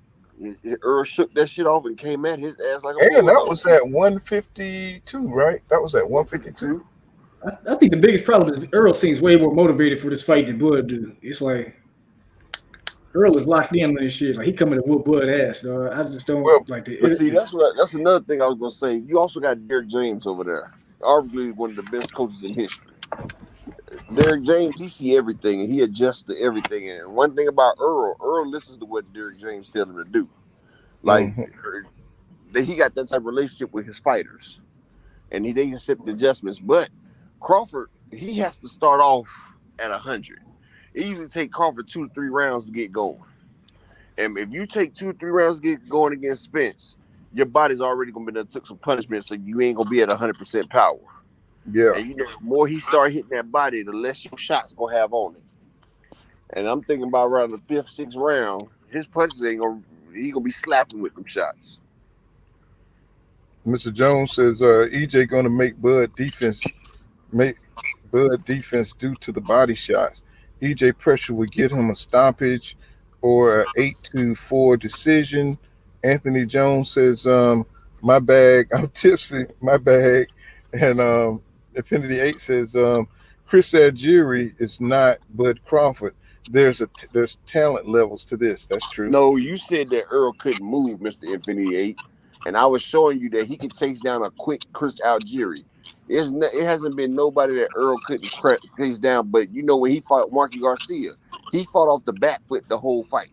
He sat there and he whipped in and out, in and out. You should go back and look at some of his fights. When he come in, when he fought Danny Garcia, Mikey Garcia, that's when he came in from them fat camps. If you notice, he didn't even rely on his power. What he did was rely on his jab to control the distance. He dipped in and out, moved his head. He was hitting and not getting hit. You also got to remember, Earl used to spar against Floyd Mayweather and fucked up Floyd Mayweather's eye. And he didn't try to overpower Floyd Mayweather. You see when Canelo went in there 20 pounds over Mayweather. That power don't mean shit. You have to have a boxing ability to hit Floyd Mayweather. And for him to go the distance with Floyd and get kicked out that damn gym, he has a lot of shit in that bag that y'all haven't seen yet. And he has been tempted to bring it out, but nobody has been able to push him to that limit. Carl Brook pushed him a little bit, and you see he kept upping his power, up in the game. He kept changing nuances in the fight. You see he kept adding a different wrinkle until Kell Brook just couldn't take no more. Yeah, nobody compared Chris Algieri to Crawford and said he was good as him. We're talking about his ability to cut the His ring What's off. ability going to, on, King yeah, Smoke? Chris What's going on? Algieri, like Manny Pacquiao couldn't stop Chris Algieri because Manny Pacquiao don't know how to cut the ring off. So Chris exactly. Algieri was able to run from him to survive. But he tried to use the ring on Spence. Spence was on his ass. He had nowhere to go. Spence cut him off, beat his ass. That's He why I was like, brought Chris Algieri up, because you said Spence couldn't catch him. I said Pacquiao couldn't catch motherfucking Algieri, and Pacquiao fast, but Spence caught him. Spence caught his ass plenty of time. Caught him and left him in the dirt. Let me see. Let me read some more comments. DW says, let me get my police again. I skipped a whole lot of shit.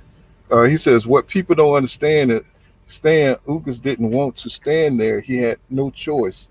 He Exactly, he DW. couldn't Exactly. move from the punishment he was taking. And whose wrist says he says, we'll see how Bud moves with a broken rib. And Exactly. Eric, I say you can drop the upper echelon link. He says the game page kept popping up. And Mr. Infinity 8 says Bud controls distance and counters very well. He says Spence has a good jab, but Bud will counter that jab. When Spence gets too close, Bud will tie him up. Bud is strong enough to kill Spence's inside attack. You really think Bud can time You know, Spence? you know, I want y'all You really brothers to think Bud can forgive. time Spence? All Yeah, right. I want y'all brothers to forgive me. Shalom to pull Bud's gonna be tired as hell trying to counter, time Spence. and That is a I want damn country strong motherfucker right there, dog. You not exactly. tying up Spence. But shalom to you, my brother. Shalom to the What's other Shalom, going brothers. on, shalom. man? What's going on? You know, I want to extend my olive branch to all y'all brothers, and break Oh, and just I was just about to call you. you know what I'm saying. I shot my number to you several times though, man.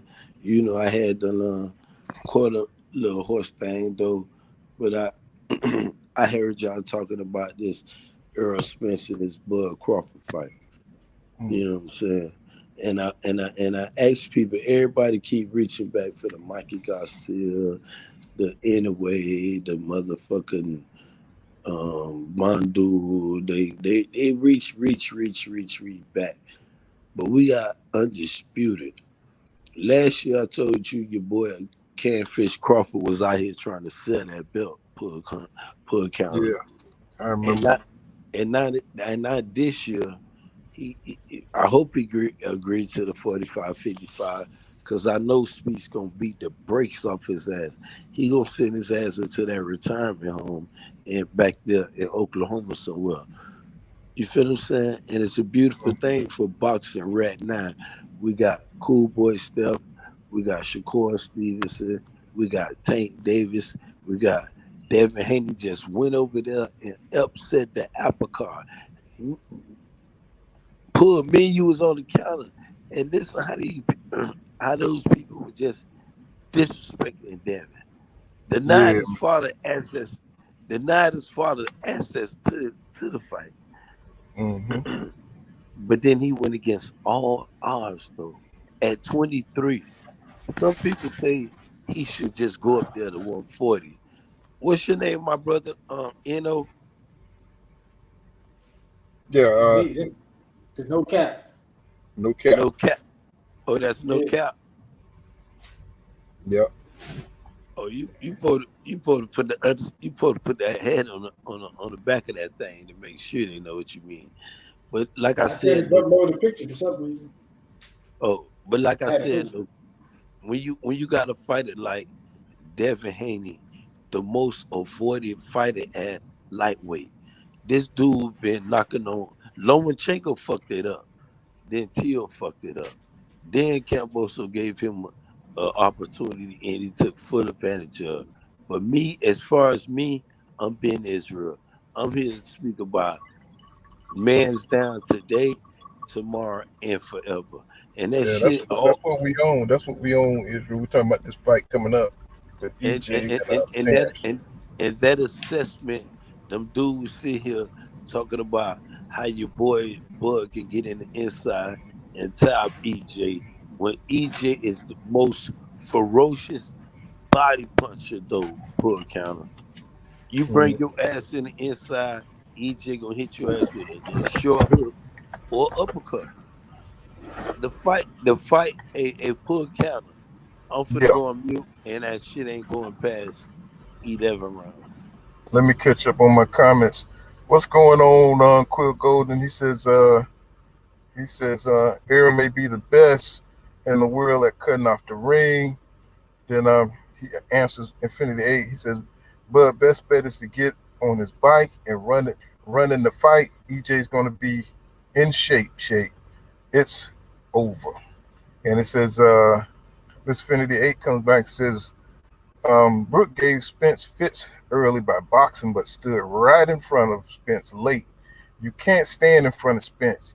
It's the wrong strategy.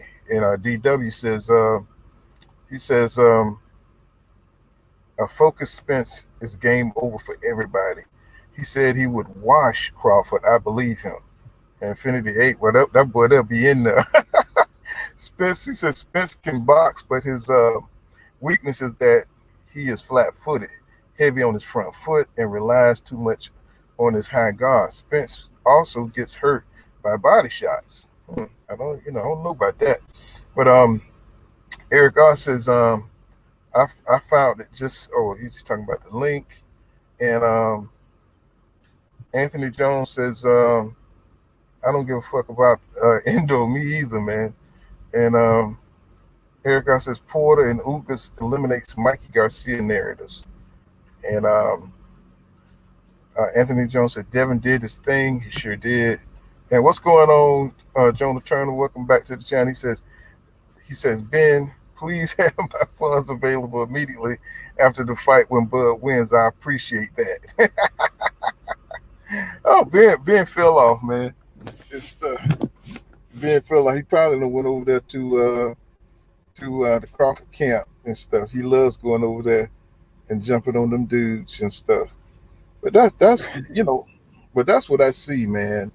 I don't think I think the world of Crawford. I think he has the ability to beat EJ. I just don't see. I don't think he ever fought anybody as talented as Spence. You know what I'm saying? I get his counterpunching ability, but it's going to be his counterpunching ability versus Spence volume and pressure. And you know what I'm saying? We're trying to figure out who can take whose punches. You know what I'm saying? And how is the fight going to go? You know what I'm saying? We know that Spence starts off right away. So he's trying to win rounds too. Not only is he trying to, fuck you up, he's trying to win rounds too. You see what I'm saying? And Crawford is trying to knock you out. I've never seen, Crawford just trying to win rounds. You know what I'm saying? Like that. You know what I'm saying? He's, I know he can, but against a fighter, with Errol activity, I think he has the most volume punching at welterweight. And it's going to be interesting. You know what I'm saying? It's going to be interesting to see. You know what I'm saying? Can Bud survive this shit? You know what I'm saying? How he's going to react to EJ's pressure? That's going to be interesting to see. Infinity 8 says Spence can win by knockout if Bud stands in front of him. I just don't see that being Bud's strategy. The name of the game is hit and do not get hit. Yeah, but Bud, like that, that's what I'm trying to tell. The only time Bud ever moved was against Victor Postal. Victor's like a Frankenstein compared to Spence. That's like what I'm saying. He's not. He don't. He's not gonna get it. He's going to have to fight him. If Spence want to box him, he's going to box him. If you want to fight him in the phone booth, that's where the fight. It's the fight. Spence going to dictate where the fight take place. See, Bud is more Roy Jones Jr. or he uses his legs to get out the way. You know what I'm saying? He don't slip shit, but he gets hit. You see what I'm saying? So when you get hit by EJ, you get broke down. And EJ will hit your ass on the hips to slow you down. He'll hit you. He's kind of got that Mexican style to break your body down. And I think he's gonna be able to break Bud down and keep him from moving around like that. I think the punch resistance is the difference between them. You know what I'm saying? BA says Spence cuts off the ring in immobilized movement by breaking you down. And Raymond and Emily Jones says Bud will look like a shell of himself when EJ is done with him. This is going to be easier fight than EJ than. Oh, he says it's going to be an easier fight for EJ than people think. And Anthony Jones says, I think Derek a better coach. I think Earl is a better fighter, but Bud and Bomac do they think? He says, I think Derek is a better coach. I think Errol's a better fighter, but Bud and Bomac do they think? Uh, And Joan Turner says, you're correct. Bud hasn't fought someone of EJ's caliber, but he has the skill set to offset what EJ does, including great pressure, his great pressure. And see, that's what It ain't just the pressure though, Jonah Turner. It ain't just the pressure. It's the winning of the rounds. He's attacking you on different levels. You know what I'm saying? He's not only, applying pressure, but he's boxing you at the same time. It's his style.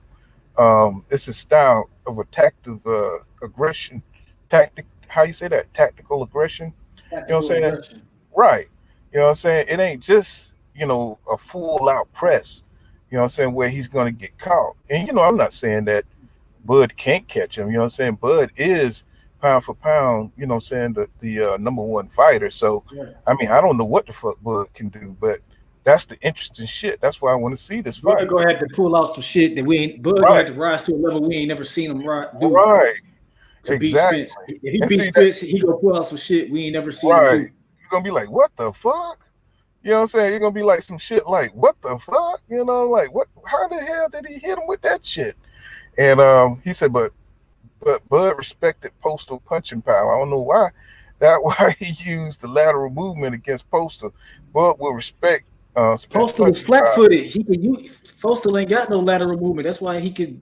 That's why Crawford could do that to him. He just a flat footed, come forward type of guy. He can't. He don't know how to cut the ring off. Bud was not And, doing nothing special against Postal, moving around. He's just moving around the ring. and He can't do that against Spence. Is gonna I've court. seen Spence is gonna hawk him and down. Huh? Like if and he I've do that. seen Bud box. You know what I'm saying? Ricky Burns. I've seen him when he box. You know what I'm saying?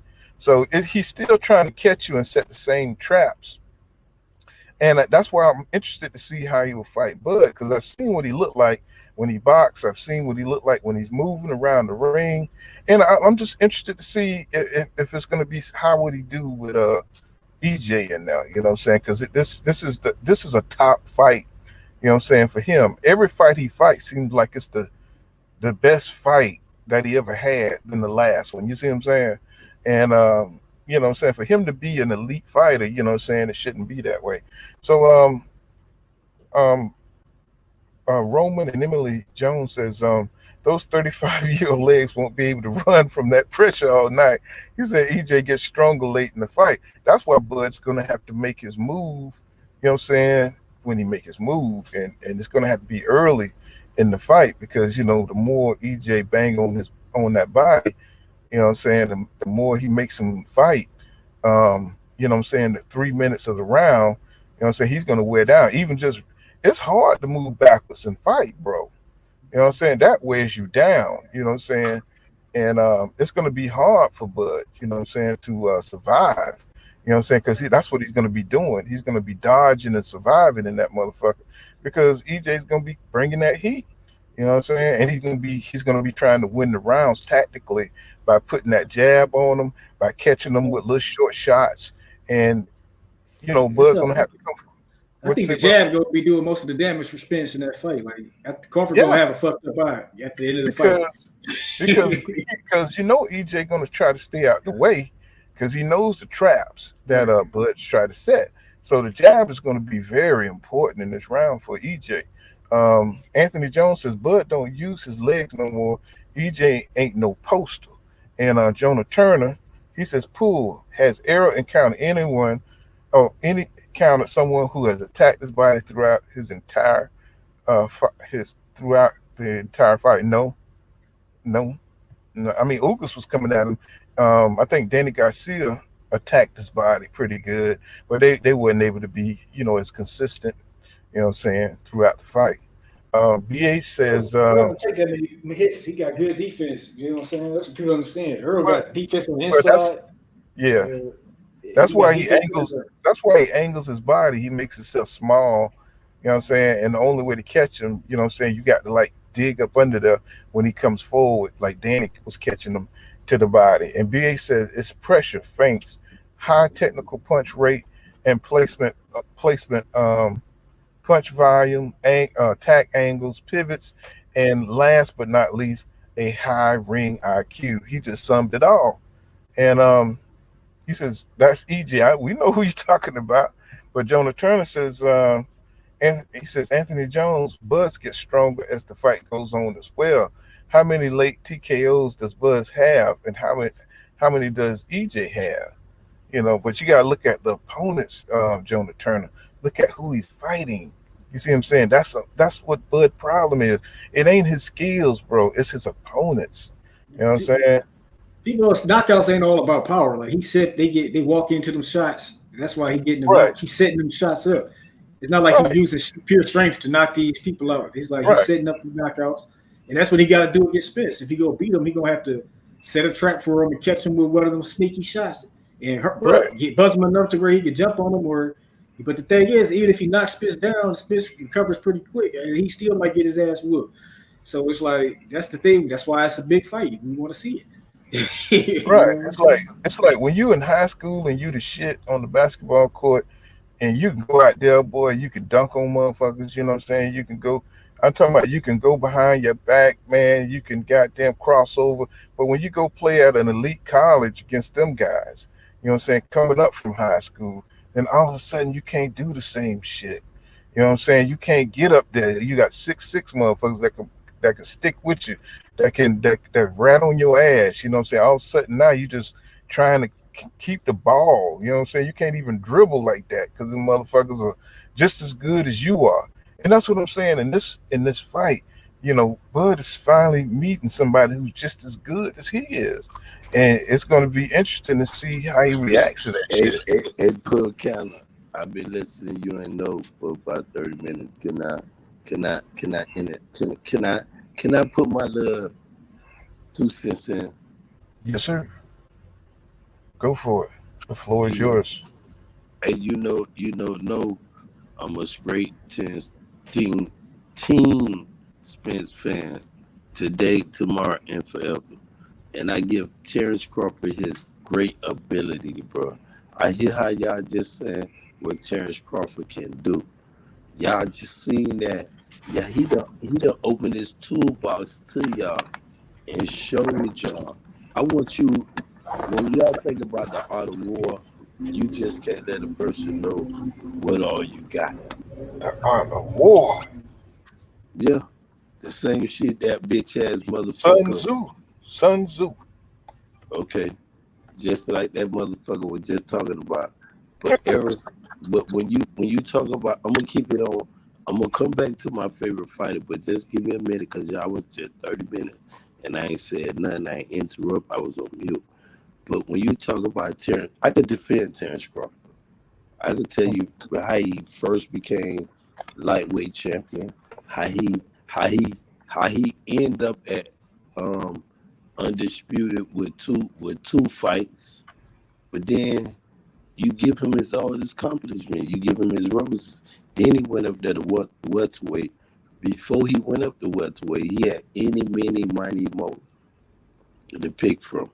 Like y'all give Terence Crawford credit for going after the Jeff Horn.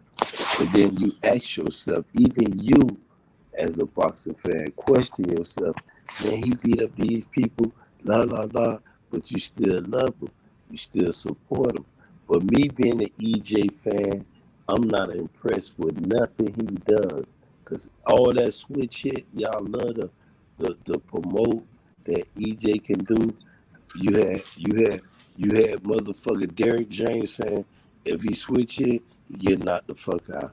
You had motherfucker Marichado said, man, this is what we practice on. You switch it, you get knocked the fuck out. But then I heard y'all said if he come on the inside fight, he would be too much for EJ. EJ live on the inside. The body punching is phenomenal, bro. Phenomenal. And I'm trying to figure out the best way. A person in the chat said the best way EJ can win the fight is run round for 12 rounds. And I give that fighter 100% credit on that. And I ain't turned up tonight for a draw. I've been off your channel for a couple of days because I was going through a lot of little shit. But I'm here now. Your boy here now. And this man down It's Okay, man down that's today, what's up. That's what's tomorrow, up. and forever. You already know.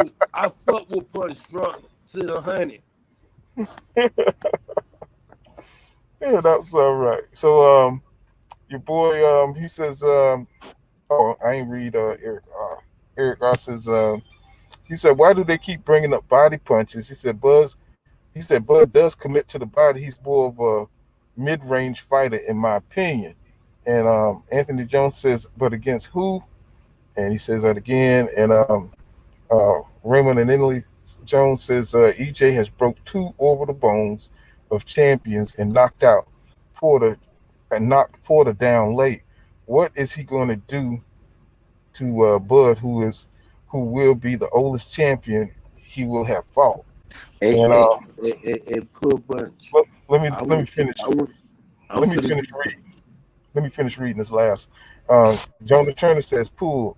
No one was willing to face Bud, but they would rather face EJ than Bud." And Roman Emily Jones says, "Bud accolades don't mean nothing at 147." What's going on, Gene Gomez? He says the fight is good for boxing. He says, "Saludos." Okay, go ahead, Ben. Hey, I'm finna go on record with you, right? You know what you just told me? You say you only broke two orbital bones. And let me give you the two orbital bones. I could be wrong and I could be right. I'm going to start off here. The Danish Ugas and Kilbrook. Those are two orbital bones. You said Errol Spence only broke. But I'm telling you, he done broke multiple orbital bones, though, bro. He done broke the orbital bones against a great fighter that he ain't want nobody even talk about. And if you want me to expose his name, say expose his name. And I say his name, Danny Garcia. Ex Danny Garcia did he and suffered a broken orbital. And it's more names. It's more names. I got more names. Poor. I got my receipts. I've been doing my homework. Hmm. Yeah. You saying he broke Danny's orbital bone? Hey, broke his face. He ain't broke the orbital. He cracked his motherfucking. What they call that bone? Your mug bone? The mug, the cheekbone. Hmm. That shit connected to the eye bone, but the shit was fractured, bro. That's why y'all ain't never seen Danny in front of all that little shit. And there's some more other people he fucked up too. He son Don, he son your boy motherfucker to podcast though, bro. Who that? He He sent what? your boy Sean Porter the podcast. Oh, And I got some other papers at the crib that I'm finna expose these motherfuckers. And you know why I get mad though, poor counter? well. You got these dudes called Devin Haney, a email champion. Oh yeah, yeah. I made a video on that shit. But then, but think about this though, my dude, no, and poor counter. If they gonna call Devin Haney an email champion because Lomachenko kissed Lomachenko kissed sued my ass and he begged him for that franchise title to avoid Devin Haney. So who wrong in that picture? Devin Haney who want to fight or Lomachenko don't want to fight? What you asking me? Yes, I'm asking you and no on mute because he you know. We gotta keep it on subject right now, Ben. You know what I'm saying? Because you know what I'm saying, we done covered Devin and stuff. You know what I'm saying, for the whole week. You know what I'm saying? So we trying to change the subject, you know what I'm saying? You know, I mean I got like videos on that motherfucker and you know what I'm saying? So we're gonna try to, you know what I'm saying, move it on to the Spence shit. You know what I'm saying? 'Cause we haven't talked about him for a while. You The know what spin I'm saying? shit. If you want the spin shit, you know I'm here for the spin shit forever. Yes, sir. You know That's why I was happy to see you. you already know, man, because you know, And I'm mad right now that Catfish Crawford can't write his name. I've been in the whole book, man. I've been traveling all over, and I've been asking them dudes. Well, Bud is very intellectual. The man said he could do business. Why can't he write his name, bro? His arm broke. Make it make sense. Well, Mr. Infinity says Errol has a detached retina. He said, "Why do you guys?" He said, "Why do you guys overlook that?" He says, "Errol injury is injury prone after that car accident." I don't know about that. You know what I'm saying? I mean, I just think it was bad luck. I mean, I think there's a lot of wishful thinking that it came behind all that. I think they used that to try to demoralize EJ. He was still feeling some symptoms. He was still a little hurt in that Danny Garcia fight. That's why he didn't perform as well. He was still healing. And but he said he got the kinks out. Derek James talked a little bit about how Earl was feeling during training, and I'm pretty sure y'all checked that out. But he said, shit, once he, once he, got the surgery, well, I don't really talk about his eye, because Earl don't talk about his eye. That's why I don't talk about it. He said he's good, and I take him at his word for it. You know what I'm saying? And DW says it looks like Danny over the bone was broken, and Jonah Turner says he was just talking to Gomez, and Infinity 8 says Earl has admitted that he's not the same after the accident. I mean, are you trying to convince me, or Earl said he's good, bro? What else? I mean, you can't just assume that he's fucked up or something. You know what I'm saying? I think he's not. I think he was talking about mentally. I think he's saying that he's mentally stronger after the car accident because he said on the pivot that he feel invincible. You see what I'm saying? So, you know what I'm saying? You just got to go by what he says, you know what I mean? And then if we see anything other than, what I'm saying, excellence, you seen how he went out there and beat shit out of Ugas, you know what I'm saying? That didn't look like somebody that was not the same. You see what I'm saying? That looked like somebody who was a little rusty, but when he started cooking, you know what I'm saying, he looked spectacular. And I think it caused a little worry in the Crawford camp because now they know he's not bullshitting out there partying and drinking, you know what I'm saying, and having fun. Now he's really looking into his craft and shit. He's really working out. He's seeing the benefits of staying in the gym and staying focused. And I think that spells trouble for the division, you know what I'm saying? And I think people who don't really subscribe to EJ and how he do shit, you know what I'm saying, how he fights, you know what I'm saying, they like Crawford style, they're just not gonna get it. You know what I'm saying? See this man fighting and staying in shape, you know what I'm saying, year round. I think it's gonna make a difference, you know what I'm saying? And I think that's gonna give him the advantage, him being the bigger, welterweight, natural welterweight. Hey, but John the Turner, Bud, Burmac, all them receive that negotiate deal, bro. All them receive it. You had Espinosa came out here a different company and told them they in cahoots. What you need to do is stop getting that motherfucker, stop gargling that motherfucking Terence Crawford spit in your mouth and spit that shit out, bro. Cause them people got that shit, bro. And that's what it is, though, man. We looking for undisputed. Terrence Crawford is in the way of EJ undisputed. This, if y'all boxing fans first, y'all got to respect that. This man out here trying to sell himself for some shit that he's not worth. He know he's not worth shit. The man biggest fight was $6 million.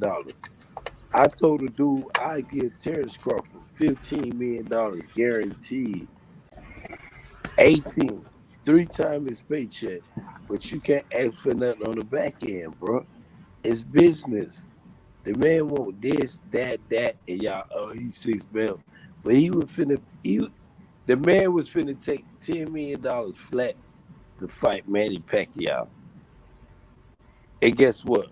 Bob Aaron was lying to him about that. Then Bob Aaron lied to him. I ain't gonna say Bob was lying about the Errol Spence fight. Cause when Bob Aaron came out and said that shit, he said Bud do not want to sit down and negotiate currently. And now and then and he starts saying Bud is a piece of shit. And I'm looking at Bernie, you supposed to be this thug nigga eating collard greens and corn over there in Nebraska, and Fat Mac, you eating steaks at the steakhouse. And none of y'all ain't saying shit about Bob Aaron, because all it was kissing Bob Aaron ass, though, for a cow. So Jonah Turner says, he says, Ben, Bernie, the boxer, and Bud state they haven't received a contract yet. I mean, do you believe by now they haven't received a contract yet, bro? And he says, I, Infinity, and Mr. Infinity 8 says, he says, Ugas had 3 losses already. He said, don't get me wrong, I like Spence, but I don't want to sound biased or negative against him. I just look at the intangibles. And Jonah Turner says, Ben, stop it. He said, you know, Bud ain't worried about EJ at all. He said, Bud has been chasing EJ for 4 years. We back but when that. I can't. Bud been chasing EJ for 4 years when Bob Aaron, his promoter, All right, Eric. All Jonah, right. Go Jonah, ahead. his promoter was out here saying your fighter don't want to fight EJ.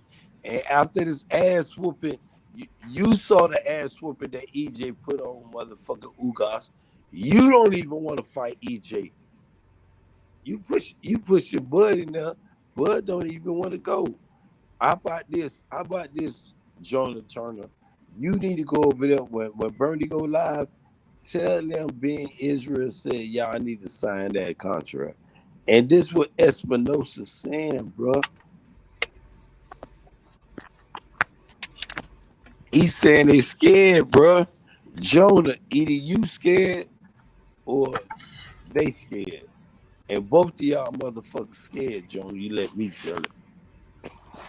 So Roma and Emily Jones says, EJ gonna drag Bud to a place we ain't never been before. He says EJ survived a crash. No man is gonna stop him. And Jonah Turner says, ben, he said, why hasn't the date been set yet? And Sean T says, we want that WBO belt. What's going on, Sean T? He said Jonah Turner says, Ugas is not Bud. So, you know what I'm saying? So the energy for this motherfucker is off the chain, man. You know what I'm saying? I think it's already signed from what I hear. You know what I'm saying? The The deal the is fight is signed, and one thing I want you to do, um, to get the I'm gonna start donating to the chat, and I want to see you in Las Vegas though, cause I'm gonna be there. I'm gonna have some little youngers with me. They all on some good shit. One thing I'm trying to do that I love Charles White. I don't know if you know Charles White. I'm not on my black on black crime no more, pull counter. And I want to come to your platform and I want to extend my olive branch like that. I will not come on your platform disrespecting nobody, bro. If a person start talking about my mama and I talk about his retarded ass kids, I want you to say, hey, bro, you started with that. Be a man. That's what we don't have. No, we'll favor our favorite fighters and let them get off. It's just like how Bernie and Fat Matt was talking shit about EJ. Oh, he this and he that. The man flipped out the car with an art retina and still say he wanted to fight though. Pull counter. right. You gotta respect people like that though, man. But once again, I want to thank you for having me on your platform. I left my number in your super chat. Please call me, my G, and I want to talk to you about a lot of other stuff.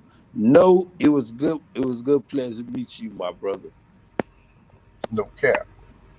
My dude on some things, but I'm a follow. I'm a little troll. Hey, no, I'm a troll now. I do a little side time troll then, so I'm gonna find out who you is though, bro. But hey, pull counter, Yeah. you know it's much love, my G. Hey, no problem, bro. Hey, anytime, bro.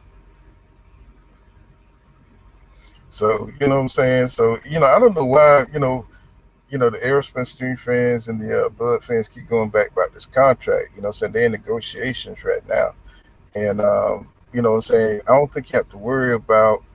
I know you may have contacts, but what I'm saying. If it don't get made, you know what I'm saying. You know, it's gonna be you know, it's gonna be a terrible deal, man. Because but I mean, I think EJ really wants that belt, and you know, what I'm saying I don't know. I don't care what the split is. Tell you the truth, I just want to see the fight get done. From what I understand, there's rumors that it's been signed already, and they're just looking for a venue. Then you got people, on the Crawford side. I mean, I haven't heard Bernie say anything like that, or I hear people saying that the fight is far from done. So you hear conflicting statements about this shit. But I think it's too. I think the money is too good. I think the revenue that they're gonna pull from this is just too big. And I think this fight is already made behind the scenes. They just letting the fans stir in their own sweat because the anticipation for this motherfucker is off the chain. And I think that what I'm saying, once the press comes out, they announce it, and what I'm saying, everything will get rolling on it and everything, because this fight is way too big, man, to be missed. And if they don't, what's going to happen. EJ is going to go up to 154. Um, that means Terence Crawford is never going to get that Jamel Charlo fight if he don't sign with the PBC. So I mean, it behooves everybody to cooperate. So I mean, nobody gets nothing if it don't get signed. You see what I'm saying? What you think, no cap? Man, the fight gonna happen. It's too much money, and they want to fight. Errol Spence want to fight. Crawford want to fight. They just playing gamesmanship and negotiations, and they working the shit out. It's like people are just impatient.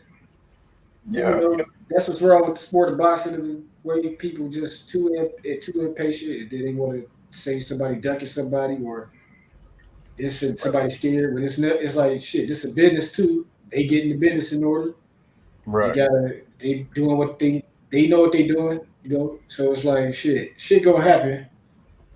You know what I'm saying? I got Spence winning, of course, but I had to handle my wife Bud is a real lot. quick. Bud can win the fight. It's a 50-50 fight. That's why everybody want to see the fight. So Mm-hmm. people need to, Bud is the truth, Spence the truth. Only one, let the best man win, and then shit. We got I'm a gonna tell you legendary like fight. this: that man Earl hit the damn pavement at 100 miles an hour and only broke his teeth. If that couldn't stop that man, a man ain't gonna stop that man. Not the And ring. and why would EJ, what I'm saying, go collect all the belts and stop at the WBO belt? That would be foolish. So I think most people understand the logic. What I'm saying, behind that is ridiculous. What I'm saying, if people still saying that Errol won't fight Bud. I mean, you see Errol is pursuing him. You see what I'm saying? And what I'm saying, this perception that EJ is still somehow could be trying to avoid, but that's ridiculous, bro. What I'm saying? We see every day EJ is coming after Bud. What I'm saying? That, EJ been waiting on this because all that talking they was doing. While mm, Earl was steady collecting all the belts, see, he couldn't really talk about other fights because he had to get the other fights out the way first. But uh-huh. now everything else is out the way. He letting me know all that talking that you've been doing. I've been hearing it. Now, Mm-hmm. let's talk that shit now. Let's go ahead and get See, this shit together and let's do it. I see now the emphasis is on Bud. See what I'm saying? Before, what I'm saying, he had all this other shit he had to do with the other fights. He had to make these other fights. What I'm saying? He had to try to make the Manny Pacquiao fight. What I'm saying? He got the retina detachment. What I'm saying? Then he had to get the Ugas fight going on to get that belt. What I'm saying? To get the WBA. But now he's focused on Bud. What I'm saying? Directly on Bud. What I'm saying? So Absolutely. now he can't really make any kind of propaganda bullshit.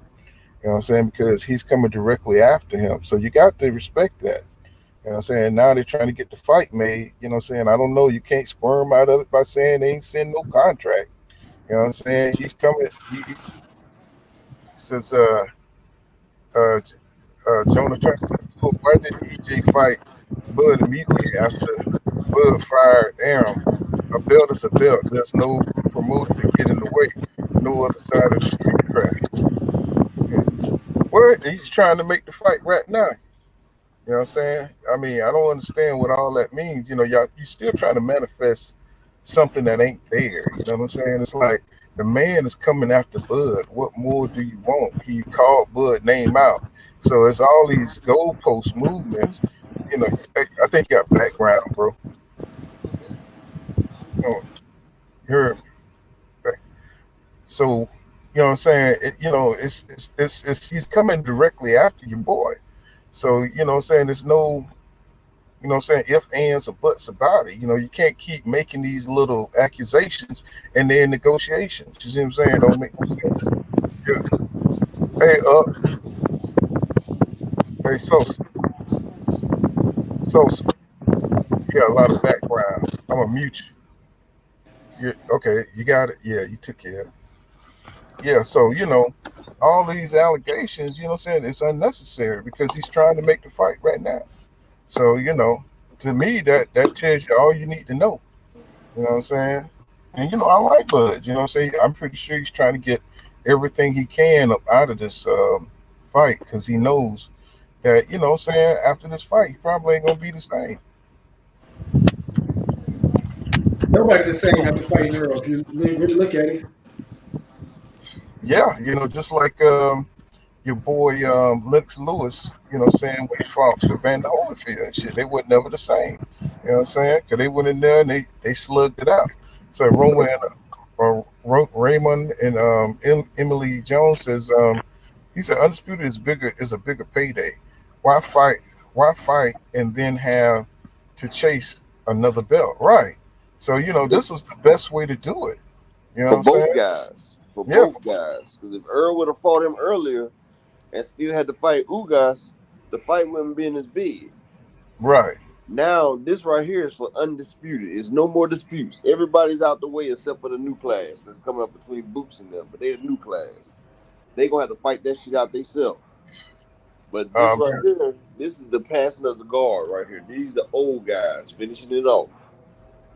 Okay. And Jonah Turner says, my point is this. He said EJ avoided Bud for as long as he could. Why can't you acknowledge that? He said he EJ did. called out Bud. Hold on. He said EJ called out Bud for the first. I don't know why you sticking on that That's stuff. that He's dude fighting Jones, man. Bud. That's that Jones guy. He always doing that crazy ass He's shit. fighting him right now. He's coming after Bud right now. You see what I'm saying? It's And like, Jones, to be fair, Crawford avoided EJ because after the Sean Porter, EJ said we can fight right now 60-40. Terrence didn't want to do it. When Terrence was coming up to the damn 147 division, he had a chance to fight Earl for the IBF. No, he went and fought Jeff Horn. So he ducked Earl twice.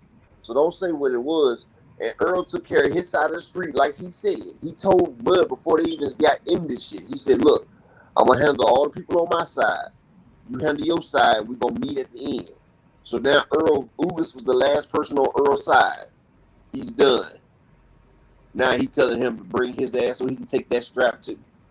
I don't know what type of things you seeing or what narrative, man, but I got an island down in Florida I can sell you since you believe in all this dumb shit. so Ricardo Johnson said, bottom line, you have to respect the A side. You know what I'm saying? And on Infinity 8 says, he said, Errol took the easy route and saved the toughest fight for last. Well, I mean, he told him to his face, you know what I'm saying, what he was going to do. I don't Crawford took the understand. easy route. He ain't fight Right. no He damn didn't body. fight no top dudes, man. What are y'all Crawford talking hasn't about? fought a top dude. So how you saying Earl took the easy route? Earl beat all I mean, champions. see, guys, these are narratives, you know what I'm saying, for Bud Crawford. These These are casual narratives. fans, man. These people right Right. here don't know shit about boxing, man. I don't think they casual. I just Earl think future Hall of Famers. I think they just fanatical Bud fans and stuff, you know what I'm saying? Exactly. They Errol Spence haters. Like I said, this is where you reach the top of the sport. This is the type of energy Uh, you get. Ramon and Emily Jones says fans win because it's the biggest fight and it's undisputed. Exactly. Hell, Spence Exactly. beat Ugas, who beat Crawford twice. So how is He that said, the easiest route? I mean, I don't understand why. why they be trying to like They just hate Earl, but they hated Floyd yeah, when Floyd they was got fighting. to be. I mean, if Earl is like trying to fight this man right now, what are y'all talking about, bro? Floyd said, You know what I'm saying? Earl told them to do whatever they have to do to Right. make the fight. To I make mean, the fight. any offer that Bud made, they try to make it like it wasn't a real offer. Mr. Kind of like, Infinity, Earl kind said of it like Dion. himself what he's saying, just like the Canelo Alvarez when he got undisputed. The Caleb Plant fight was last because it was on the end of the street. That's why he had to fight Caleb Plant Well, last for undisputed. That's the only way the two networks would have came together. Terrence the Crawford reason, had a chance to come over there and fight them, but he re-signed to Bob Arum. If you know everybody that you trying to fight is on that network, why re-sign over there where they're not fighting each other? That's a duck in itself. Crawford wanted to sit back, let Earl collect all the belts so he could just fight one fight for everything. That's what that was. That's why Crawford said, these guys are puppets and I'm the puppet master. Crawford ain't trying to do no fight that's going to risk his damn retirement because this is his retirement moment. That's why he asking for so much for this fight because this is his last fight. After Earl stops him, it's up for Crawford. He's already a Hall of Famer, just like Earl is already. But Earl has a life after this fight. Crawford doesn't. and it ain't about it ain't. But see, the reason people say you hate EJ is because you keep making up these narratives. Nobody's making up a narrative about Bud. You see what I'm saying? Nobody's got to make up, saying these little different weird points, and they're fighting right now. So these little points don't make no sense. See what I'm saying? Because they're in negotiations right now where Bud fans said this would never be. You see what I'm saying? Just like we can say Bud trying to price himself out, talking about 20 million up front and Right. 50-50 guaranteed to pay-per-view. That's really trying to price himself out. 20 million up front and 50-50 pay-per-view. This man has it sold in 3 of his pay-per-views equal up to 1 of Earl's. But he asked for 50-50. For what? He's bringing 1 belt to the table. But see, what I'm trying to tell them, it don't matter about none of the stuff that they're saying because they're in negotiations right now. That kind of mutes everything that you're talking about. You see what I'm saying? Because they're in negotiations to have a fight right now. Ramon and Emily. That's exactly what I just said. Ramon and Emily. That's exactly what I just said. This is Bud's retirement fight. Right. He's asking. I mean, I don't know what he's asking for, to tell you the truth. But, you know what I'm saying? It took this long for these negotiations to get going. -9, what's going on in the building? He says, Errol tried to let Ugas knock. He says, Errol tried to let Ugas knock him out just so but luckily Ugas is a bum and his plan didn't work. These dudes are crazy. Mr. Infinity 8 says, what narrative? He said Earl says he was taking the easy route. He said it. Okay, all right. We're not going. When he said the easy route, he talking about easy with the promoters. He know what that is. These dudes, they're easy with promoters because Bob Arum would not make a fight with the PBC dude. These dudes, they're Boy, I talked to him, the dumb I feel, dog. Like these are old talking points, bro. You know what I'm saying? Dude, next time you want somebody to answer you, send the man a super chat, man. Or I'm not even addressing your shit. Send Cat full kind of super chat you want to be addressed when you talk. I would appreciate it. I am monetized and everything, guys. He says, if a man want to send a dumbass damn chat, if he want to be responded to, he got to make it a super chat because I'm not responding to dumbass shit right there. That's dumb shit. Yeah, I think they deserve a lot of money for this fight too. You know what I'm saying? They both coming to the end of their careers. And Ricardo Johnson said facts. And Infinity said, are we talking about how we got to this point? It took this long. Oh God, you know what I'm saying? These guys gonna be tripping, man. This is something's bet. Okay, let's put some money on it, god dang it. You know what I'm saying? I see. Well, so as soon as you bet that motherfucker, he changed his name, you don't see him no more. That motherfucker changed his name into Errol Spence Jr. He gonna be like Ryan Garcia and shit. He gonna be coming back talking about, yeah, I told you Earl was the champ. I told you Earl was the best. Earl Damn, Ryan Garcia said he paid EJ his money and shit. You know what I'm saying? Oh man. He was like 50 Cent. You better pay 50 his money. 50 wants his money. I gotta pay 50. But yeah. That shit crazy, though. People sit there and see the man taking all the Earl did something no other champion has done going for Undisputed. He's taking the belt off of each champion. He not getting no unification. He's taking a belt from each champion. He's taking the belts. Yeah, and see, that's a good point. He said, like, people don't even realize they got a chance to see greatness unfold in front of them, and they can't even appreciate it. Like, yeah, Infinity, ain't no problems, bro. He says, remind Emily says, Jones says, don't waste your stimulus, bro. He says, nigga say Errol went to these rat above broke his neck to cross the street to beg Canelo for a fight. DJ loves Mexicans. hey, don't even. Oh, come on, boy, there. It says some of these guys, they work for Fox News. Counter. Stop Yeah. reading that shit, dog. Just stop reading the dumb shit, dog. Yeah, this is, Do like Fanon and all them other dudes do. If you want to sit there and say dumbass shit, make it a super chat. yeah, man. Y'all put something in your boy super chat. You know what I'm saying? You know, y'all got different points of views. You know what I'm saying? Come on now. You know what I'm saying? Show your boy some love. I ain't even put my thing up, man. Let's see.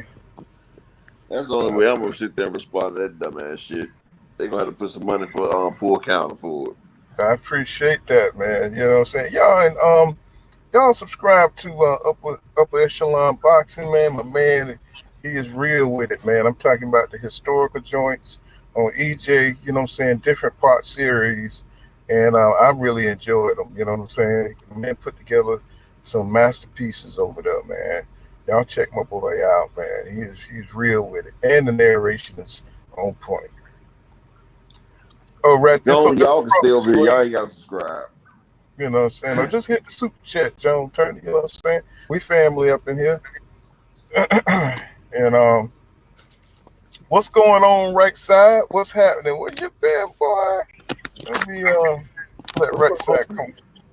What's going on? It ain't what side, but the right side. What up, homie? Let me see. God damn, what the hell happened? This damn screen, y'all, boy. This shit's sensitive as hell. Hell, I let right side argue the point with their shit. Right side be getting it in, boy. Yeah, because I'm done with it.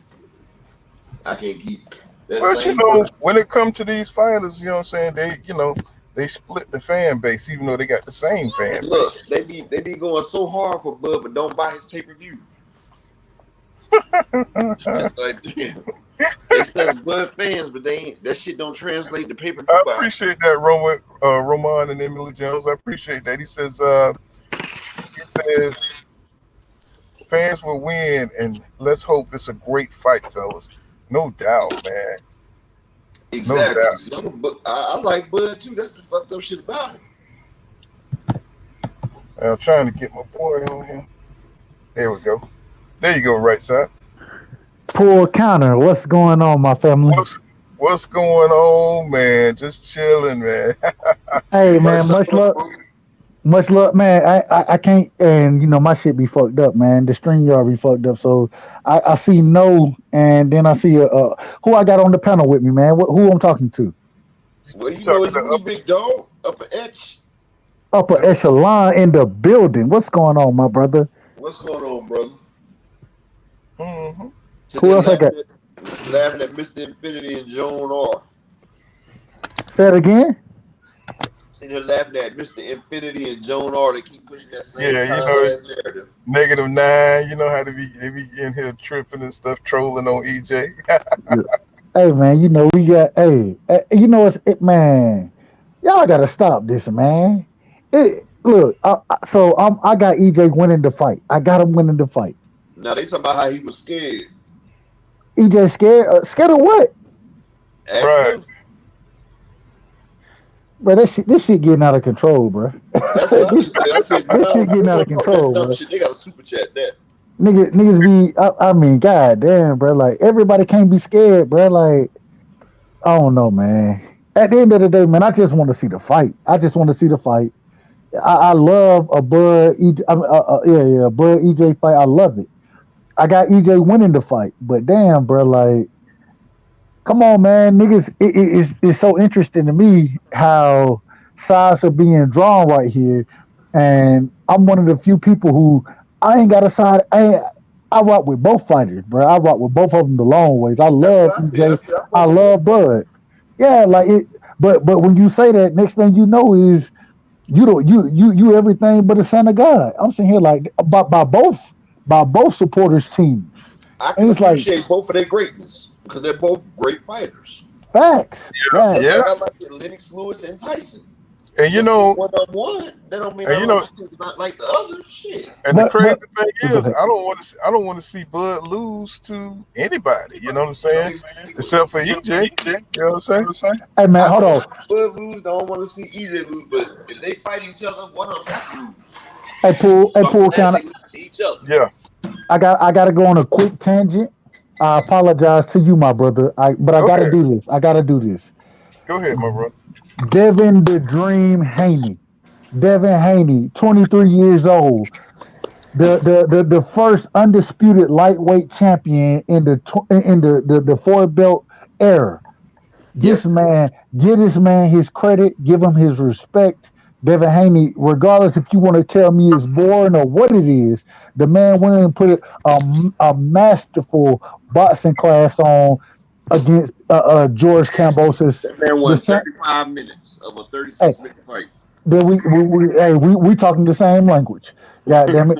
I watched Kambosos make it a tough fight for Teofimo Lopez, regardless of what Tio wanted to say.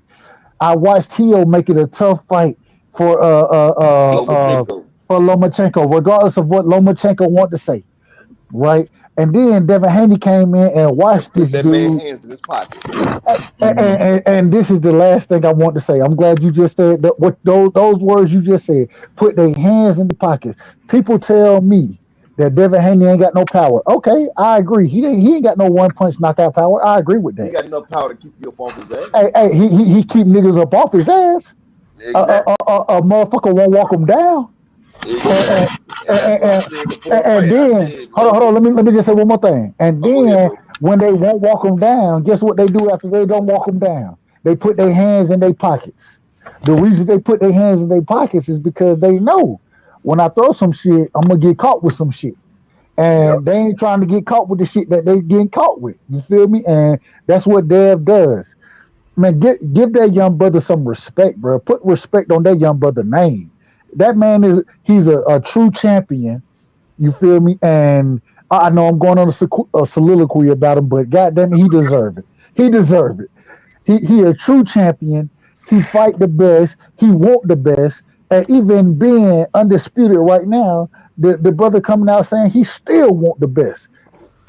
Thank you. Man, put some respect on that young He brother want name, man. everybody that ducked him. He want Fact. everybody that ducked him. He want it. Yep. Yep. And see, And you like I know, said before, I said Lomachenko was overrated. I said Orlando Solis showed us that. I said Teofimo was overrated when I seen Nakatilia fight him. I sat there and said Cambosos, he actually lost to Mickey Bay. So I said all these people are overrated, but y'all steady putting stock on these people and what they've done, but they really haven't done nothing because they Fact. haven't fought against the type of fighter that will show you what they're really up against. yep. And as long as it ain't Shakur Stevens, Devin Haney, or somebody like that, then they haven't fought nobody. Listen. We just and we, in my personal opinion, I watched Mr. Gary Russell. Let me put some respect on his name, Mr. Gary Russell. I watched him fight a fight against Mark Marcel with one arm. Right, I thought he won that fight, but I had no problem with the decision. I watched Devin Haney go beat Cambosos with one fucking arm. He beat this nigga with a jab and a check hook, both off the left side. Tell me I'm wrong. Now you right. Give that man his credit, bro. You go beat a champion the way that He Devin didn't even Haney have beat to this open up the dude. toolbox. Man, he didn't even bring out the tools, bro. He didn't even have to bring the tools Man, out. the Shakur Stevenson sparring match, the tank sparring match was harder than his Was undisputed back. much more difficult. But that's the skill set that Devin Haney has. And hey, man, I just want to say I ain't saying anybody on this panel, but a lot of guys they not trying to give this man his credit, Yeah. and Cat, we need put Max some Kellerman. respect on. I mean, we Respect real that young boxing brother. aficionados here, bro. Like, you can't deny what your eye see. Facts. I It's, watched a boxing match. I watched a boxing match that people told me was boring. they tried to cheat the man. They Thank you for still that couldn't cash cheat. app, Jones Turner. I see it, man. Thank you. I They appreciate tried to that. give that man 4-5 rounds. They still couldn't do it. How 116 to 112. how many rounds you saw him win? I didn't see him win a whole minute. I scored and The I only, the tried. only, the only thing I gave him a little bit in the first round, and I gave him a little bit in the 12th round because Devin started running at the end because he won the fight. I tried my best to be as nice as possible and as generous as possible. I gave Kambosos the second round, even though I thought that was a swing round that Dev won. I I gave him gave it 10 to too. Kambosos. Yeah, it was kind of close. Yeah. It was a close round, so I gave it to Kambosos, and then I gave him 12 as well That's the ones I because did. I did it and, on and, live. and that's but the problem is so you telling me this man got washed. He got washed in his own country 10-2 at best in my Right. opinion. And you got people out here telling me that this man he only lost 8-4. Man, stop the cap, bro. Stop capping with these dudes, bro. These niggas got to stop the cap, bro. I said Eight that to four. on live. I said he can get round 2 and round 12 because Devin took round 12 off. Facts, facts, facts. All Right. facts. And I mean, I thought Dev, man, he was just. And the only I reason mean, I gave him I think. Hold on. round two because he was the hometown favorite. And Well, I when was he, Hey, figuring I what could think they Dev give him. got his groove. He got his groove around round 5, 4 and 5. Man, he started. He was on another level once he started I tried to reading what. figure out what would they give him. And I said if they gave him anything, it'd be round 2 and round 12. hey, Paul. Now watch this. Now watch this, Paul. Mhm. You said you felt like he found his groove around round 5, round 6, right? Yep. So what was rounds 1 through 4? He wasn't in his groove. What was he doing? Well, he was still figuring out the angles. He was He was winning. warming up. He was winning because he was Now beating. he He was he, he beating. was he was beating the shit out of him, Yeah. warming up, beating the Right. shit out of somebody. Stop, man. Stop with But the But then man. round by five, by by he, round he, he 5, had he him knew he where had the him a punches little was coming warm. from. He was warm Yeah. after 5. And that's when he Yeah. started just teeing off on him. That's when he Hmm. started timing them. That's when he had his timing down. That's That's when when he he knew knew he done his broke that man's his spirit. little That man's quirky spirit shit was wasn't broke working. around the 5th round. He had them But, read them. He hadn't figured them out. but the problem is, even then, the man stayed so composed and he stayed on game plan instead of going. And yeah, I would have loved to see him knock Cambosis out But see, if instead he of would have did going that, that would have gave them a chance to make sure for some exactly. shots that wasn't even there. Exactly, Right. and that's the brilliant part about his whole box. That whole performance was that at the end of the day, even if Shit back. he felt like he could go out and um or he could go beat Cambosis to the punch. I have no problem with him thinking that because I believe he could. The problem is it wasn't no reason for it, and I give him more credit because I watched him in the Linares fight when And he he went out did there. start. He was already winning that fight. Then he started to sit down on this shit, and next thing you know, everybody want to tell me that he got hurt by Linares, he got hurt. Well, okay, fine. If that's what you want to say, I'm okay with that. I won the fight, but I'm okay with that. You want to say that? Watch this. I ain't finna get hurt, and I'm finna outbox this dude, and I'm not finna take no chances. I'm gonna just wash his ass. I'm gonna make Mm. this a slow, And, boring fight, like y'all say. It's boring. and no, that shit wasn't boring at all to me. No, I'm I talking about love. like they say. Oh, Oh, They okay. yeah. say a boring fight. That's exactly what I'm about to do. I'm gonna box this man with one hand in the jab, and if he can't stop it, I'm gonna keep it going. I'm gonna keep it fucking going. So That's now, just like now, like a running back. If a coach got a play that just keep working, he gonna keep running it down the middle till you stop it. I'm gonna run. I'm gonna run that shit down your throat till you stop it, and that's what Dev did. He ran the jab down Cambosis' throat. And he stopped it with his head. He kept This hitting man, that dead his I mean, fist. did you see how he was snapping his head back, man? Like, around, I mean, like 6, 7, 8. He was just popping his head back. He was getting but broke down. He was getting broke but down. He was thi- headbutting that man's fist. You know, we was Mississippi. on live. That's what I said. That's it. That's it. It's over with, man. Man, listen. At the end of the day, regardless, and I'm one of the people who I think, hey, regardless how you get a win, you get a win, you get a win, A win is a right? win. My Period. thing Well, is but my thing is when I go look at how this man pulled no tools out. Devin Haney is a Home Depot, according to Bill. This is according to Bill. This I got this from Bill Haney himself. Devin Haney is a Home Depot, and Kambosos is Ace Hardware. You mm, feel me? I got way more tools in the bag over here. But the problem was that Dev didn't have to pull none of his tools out. He didn't have to use no tool. All he needed was the jab, bro. You tell wow. me the last time, and I want y'all to answer this question. This ain't a hypothetical. I want y'all to answer it. When Mm, the last time we seen a fighter go win a fight with just the jab alone? Y'all tell me. mm. Well, I Floyd. mean, you can look at Fulton. Fulton kind of win his fights with the jab. You know what I'm saying? He's a Yeah, jabbing ass. it was kind of like a Fulton style. Mm-hmm. No, if you go back and see, and now against Danny Ramon, even against Danny Ramon, when you go look at that 10th round, Cool Boy felt like, hey, I got this shit in the bag. I can go attack. I ain't get fuck that. I'm talking about somebody using the jab strictly and winning the way Dev Well, that's won that's like a using the rigging jab. But down. you know, Devin That's was like check a hooking that's too, like a though. rigging down type shit. Yeah, that's like a rigging down, but you know, he was check hooking too, though. He was check hooking, But he was but I doing like mean, a Floyd, like he was like a Money Mayweather. You know, Floyd is sit back there in little pot Yeah, shots, exactly. He was letting the Cambosos run into it. run into it.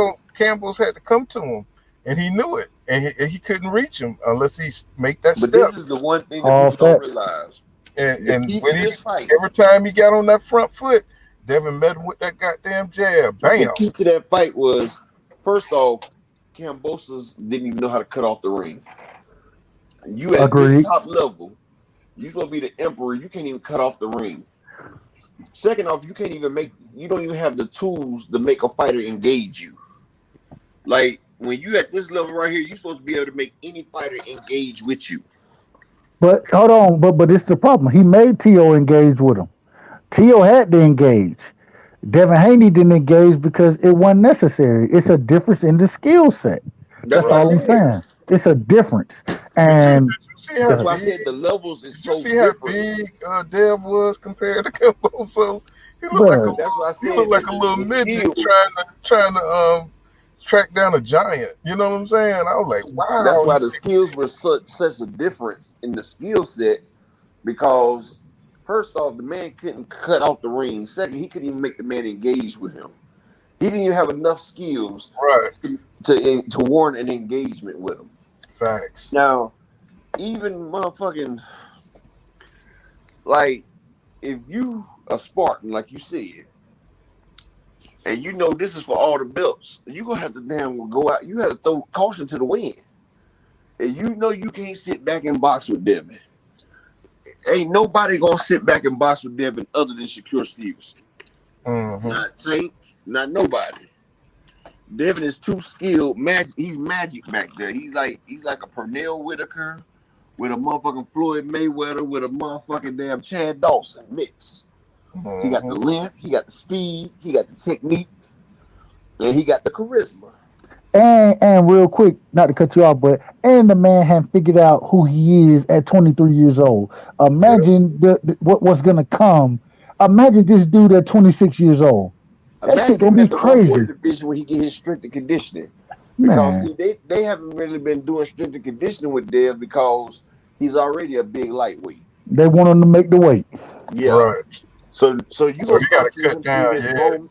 See, he gonna take his grown man strength to 140 Mm, because the way they coming taking him up to 140, they about to get with Blu-ray Fitness, I and they heard about to that strength too. and condition him up to 140. Yeah. Nah, I heard they working with Blu-ray when he get to 40. I heard that same thing. My question, so let me ask y'all this: as far with him, we know there's supposed to be a fight that's happening. You know what I'm saying? Cambosis can call for a rematch, Bob but Aaron about to stamp that out because ain't nobody gonna pay for that fight. See, first off, yeah, you can call for the rematch, but if nobody's gonna promote that fight, First off, you can't make a fight if ain't nobody gonna buy it. They don't have no narrative to push because the fight wasn't close. People in Yeah. Australia not about to come back out there. They just seen that ass whooping right there. They're not gonna come out there. ESPN is not gonna put the fight on their network. Ludabella doesn't have a network to put the fight on. So Ludabella doesn't have a network. Bob Arum don't want to put it on it because he's saying the Loma fight next. What they're gonna do, they're gonna try to make Kambosos a deal, try to let him get back in the win column, and probably pay him step aside money and tell him, look, we about to go Haney versus Loma, and if Loma wins, you get the winner. If not, because it's not. See, he didn't do nothing. Like he didn't act like he was the damn unified champion. If I'm the unified champion and I'm out here and I can't get close to you, I'm gonna rush you and I'm gonna do whatever I fucking can. I'm gonna pop out 4 jabs and come through. I'm coming in there. Like, I'm not about to sit out there and just keep tasting the end of your shit. He did try to come in there. It's just every time he came in there, either he got tied up. He got tied up because no head movement, bro. He was coming straight in. I would be bopping angles. But that's what I'm saying. When he came in, he was grabbing Dev's arm and trying to hit him in the back of the head and shit. And he was trying to do everything he could. He was trying to make it rough. No, he caught Dev with a few shots. He caught him with a few shots, just a few. Yeah, but that's what I mean. He was trying, but he was getting scraped up. Let his hands go. He hit him with one shot. He was paying the price. He was paying the price for coming in. I know, but if you come in educated and you let your hands go, you go for broke. Like, shit, one of us got to get knocked out. You go for broke and you swinging. Nah, it don't happen that way though. See, you say that. This is the problem. Real came in. But hold on. But if that's the case, right? If that's the case, and this is where the problem comes in. The shit, even though people tell me, Dev, I agree, he ain't got one punch knockout power. What I do know he got is some shit behind what he throwing that'll fuck you up. And the reason I know that is because if he didn't have that, niggas would be trying to walk his ass down. Yeah, he did that after the year. Tell me somebody who try to walk Dev down, and tell me that these fighters that he fighting, tell me they don't put their hands in their pockets. You can't tell me that. The reason being is because the man got some shit behind what he throwing. It is what it is. Yeah, that's why I said I would come in behind like 4 jabs. Like, I would be coming in jabbing, like try to disguise my shot behind the damn. First off, the man wasn't physically gifted enough to fight the man anyway. First off, right. I'm just gonna be real with it. Like, they two different. Not being racist or nothing, but the gifts was completely different. You had to have somebody athletic and fast and got fast hands or something to fight Devin. Like, you just can't fight him with nobody. It has to be somebody like Shakur or Tank. And Tank done let Devin get too much experience behind him. Now, if Tank would have caught Devin earlier, it'd have been a whole different story. But now Devin done got a little bit too much experience. So let me catch up on some of the comments. But Devin can't let Tank hit him with one of them shots that Kambosos hit him with either. That's a whole different damn shot value right there. Because one shot can take you. Let me catch up on some of the comments. So Mr. Finneday says Haney was too big, too skilled for Kambosos. Then he comes back and says Haney will be tested against Lomachenko. No. Jonah Turner says Devin will be undefeated even if he faces Tank. He will lose if he ever faces Shakur, but I don't see him fighting. I see him fighting at 147. And Jonah Turner says Haney will destroy Loma. Ike Corte was the last fighter. And Who's Real says he fucked over Skibozo with that jab, laugh out loud. And Scambozo. And Joan Turner says Ike Corte had a powerful jab in the welterweight division years ago. He knocked down De La Hoya. Yeah, I saw that fight. Well, appreciate that in the super chat. Who's Real says Scambozo said missing weight was a mind trick. Deception. Make them believe. The art of war. The art of war. Deception. Make them believe.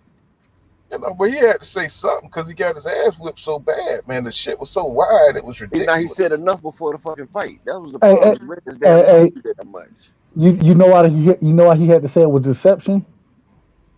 He deceived himself. I was just gonna say he was deceiving himself so that he thought that he had the mental advantage over there. That's all he could go with. He If didn't Yeah. you have go nothing back, over there. He had no IQ. He didn't have no skills. And they was talking about the faster hands. Nope. Their hands look like it was much faster. not no that no. Oh, in combination punches on the inside, Cambosis got faster hands. Guess what the problem was? He couldn't get The them combinations off. he could the man he couldn't throw them. He couldn't throw his hands to save his life. It's And, different when and, you and punch in the bag. well Yeah. no, it's different when somebody got a great jab. A lot of fighters we look at today, they don't have a great jab. See, that's like Lennox Lewis. Lennox Lewis stopped a lot of the people that he fought behind that piston Yeah. ass jab. You Yeah. heard what Hmm. Tyson said? Tyson said, "Man, that man's jab hit like a Mac truck." He said, "It's like a Mac truck is hitting me." Yep. They was like, George "Tyson, what about Foreman the used rematch?" He to said, "I preach don't for want no years rematch." about the jab. I'm talking about every HBO special. The left jab. You gotta have a left jab. You got You to know. have a jab. The jab sets up everything. That's like putting gas in your car. Because you could throw that jab out there and throw that overhand right behind it. And see that jab will blind the person. And you know that jab, it's a rangefinder, it's a blinder. Like that jab is like an all-purpose utensil. Like you got one of them Swiss Army knives. That Yeah. jab will back a motherfucker up off of you. A jab will change up a man's cadence. If a man That damn coming in, jab that will cut jab will you. reset him. That jab will reset a fighter. If he get ready to fire off, you hit him with the jab. That's going to hit the reset on him. That And that's jab what is he an was doing. all-purpose That's what he was tool. doing to Bosa's Yeah, all night. disrupting your He was timing. resetting. He was just resetting his ass. Cause especially when he got tired around the second half, he That's was when he fucked started up. getting frustrated. He started Yeah, getting frustrated. he was jacked up then. He was man. He He didn't started. know what He to do. pulled an Oscar Valdez, grabbed that man's arm and shit. I said, I "Let that said, nigga arm go." and see, I thought I seen him. You know how he looked like he started getting broke down. I thought a stoppage was coming. You know what I'm saying? I think if Dev would have really turned up, you know what I'm saying? I think he could But have see, got him up Dev out of didn't need to turn up because if he'd have turned up and Kambosos would have landed anything, them crowd would have went crazy. They would have gave there. Yeah. Kambosos that round. Oh yeah. That's true. Because you see, when Kambosos was hitting the gloves of Dev, when he was throwing shots with Miss, you heard the reporters, "Oh man, Kambosos is lit. He Oh, he got played it him." smart. He played it smart because he knew any kind of little He took the any, crowd out of it early. Just yeah, like you seen the dude he shoot turned him shoot that bird when he was at the standing up end, on shot the both ring. birds. He shot two birds, not one but two. Like, fuck you, nigga. They said that, and then Jeff Mayweather, somebody who trained That's what we need to be talking about right there. Go ahead, Jeff, Paul. My bad.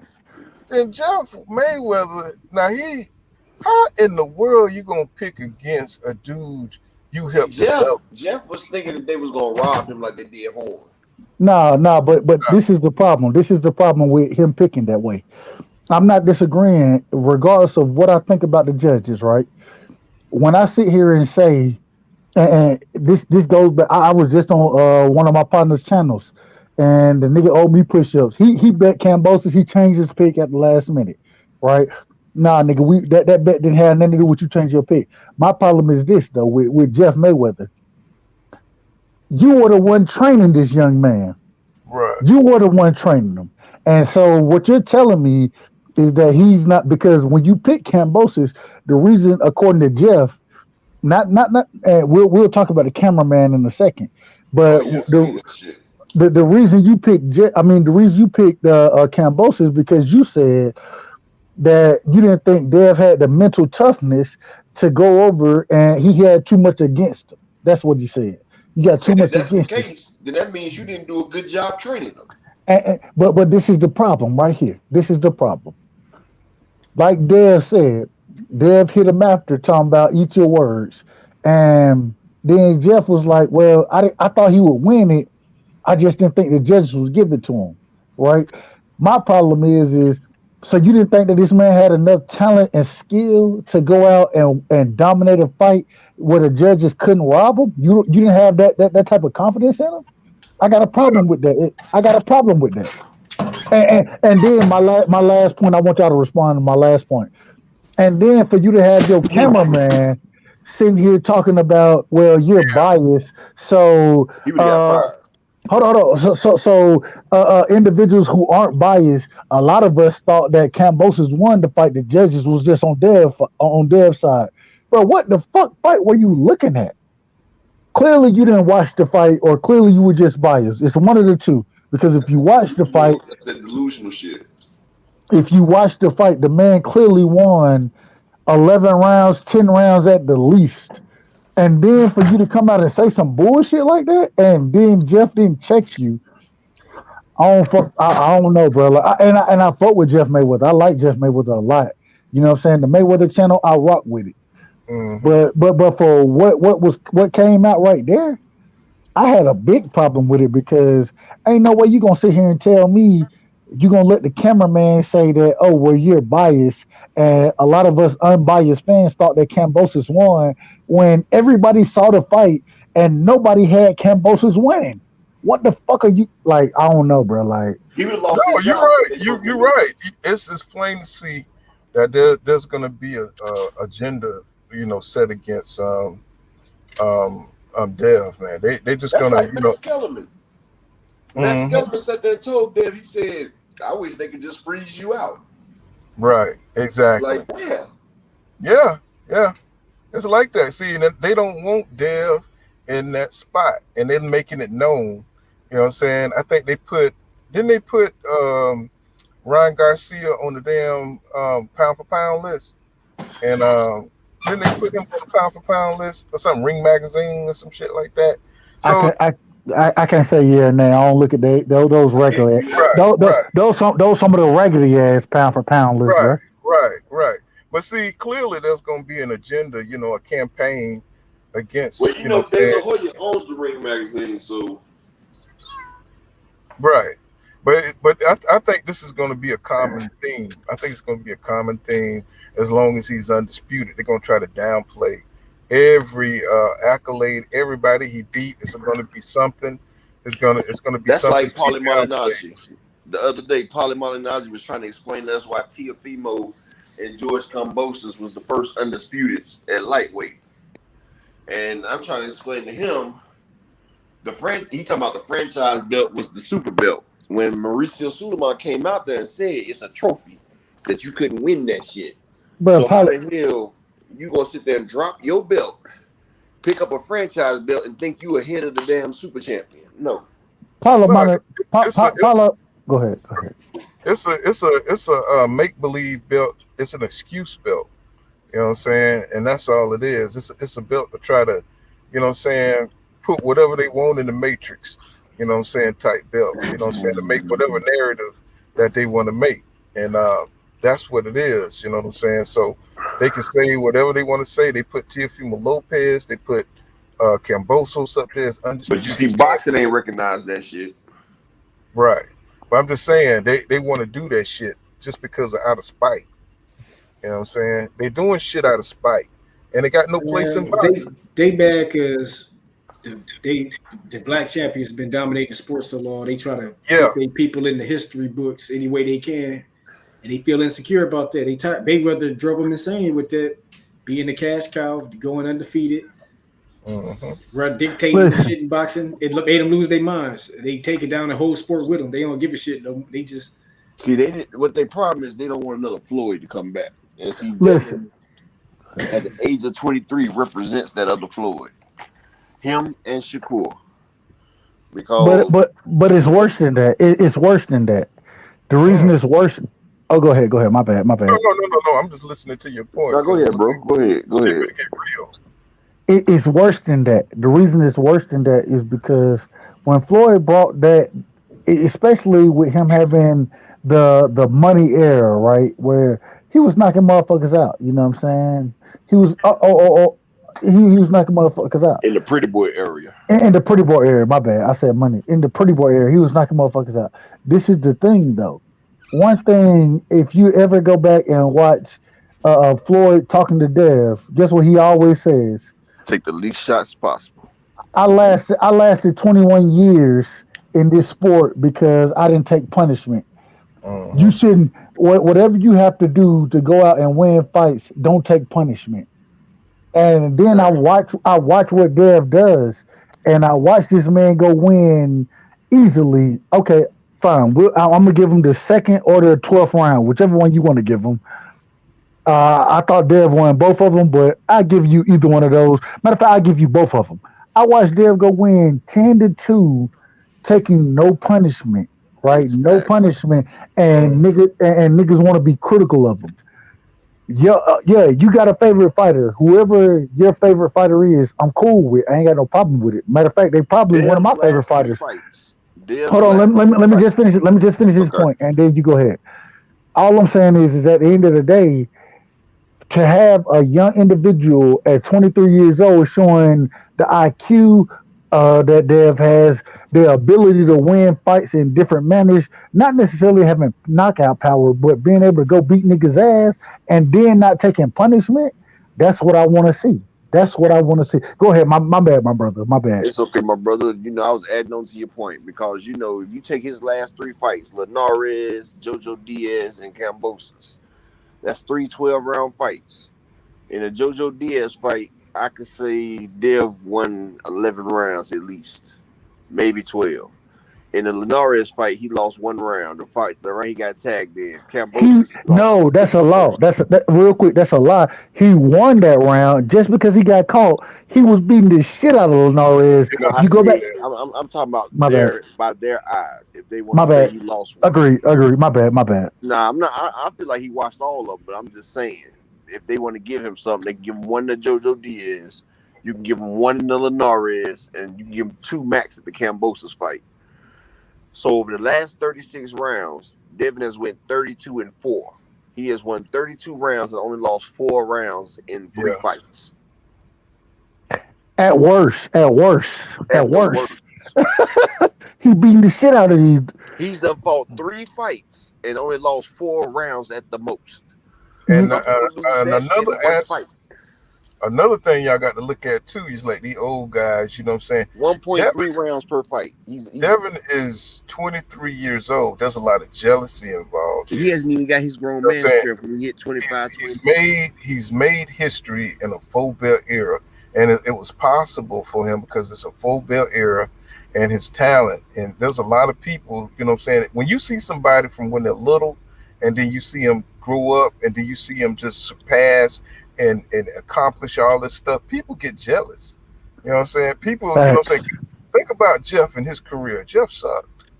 No, See, well, and Jeff was based a, Jeff was a champion. Now he was a champion. Yeah, but well, he wasn't as good but as his brothers. he wasn't He good as his wasn't good as his brothers. You know what I'm saying? brothers. No, I mean, but I don't disagree with that. I don't disagree with that. I think think Jeff about this. Salty. Think I about think Jeff this. Think Salty about can this. still train him no more. You see a Roger was young the attacking one.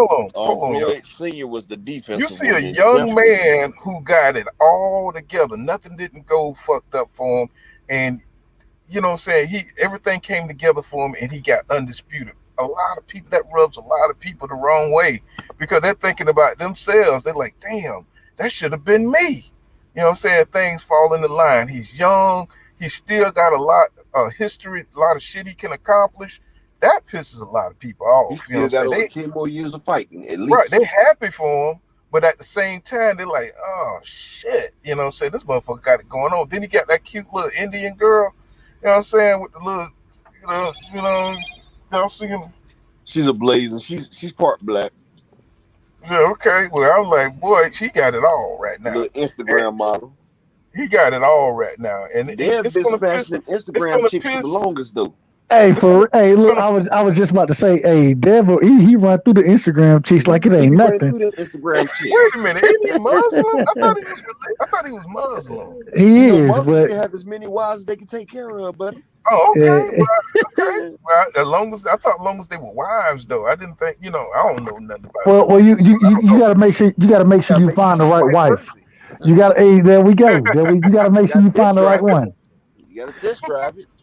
You don't just go buy a But car off the lot without driving it But first. I will say this: I don't know if y'all seen him on the Boxing Voice today, but they No. asked him. They one somebody sent the super chat in asking who's his top five Instagram models that he going after, and the brother was like, "Hey, I'm in a happy relationship right now. You ain't gonna get me killed, so no, I'm rocking with mine. You feel me? So." Nah, hey, a smart young brother, man. A smart young brother. Yeah, Man, he's the I mean, space. did you see?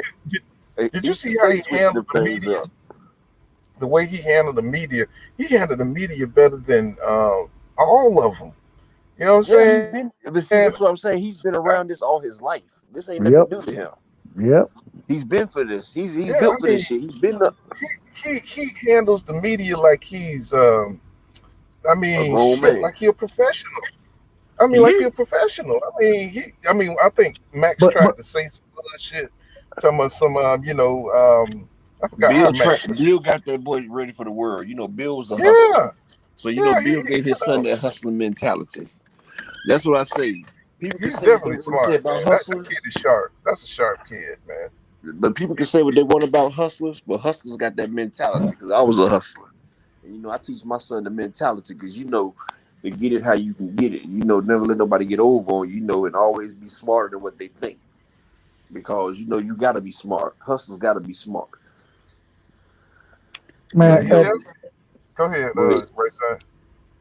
at the end of the day, this man is the youngest undisputed champion in the 4-belt era, and he's the first undisputed champion since Pernell Whitaker Yeah, in the lightweight division. Give this brother He's the his only credit. 4 belt champion in the In lightweight division. agree. Give this young brother his credit. And with him doing it at 23 years old, and it was interesting. I'm listening to him talk, right? And he mm, was like, "Man, yeah, I've been working for this, that, whatever. When I did it, it wasn't really that much to me. It didn't mean that much to me. mm, The reason it didn't mean that much to him is because he know who he is. He know what he got going, and the brother is going for greatness. And I think that this is the beginning of his career.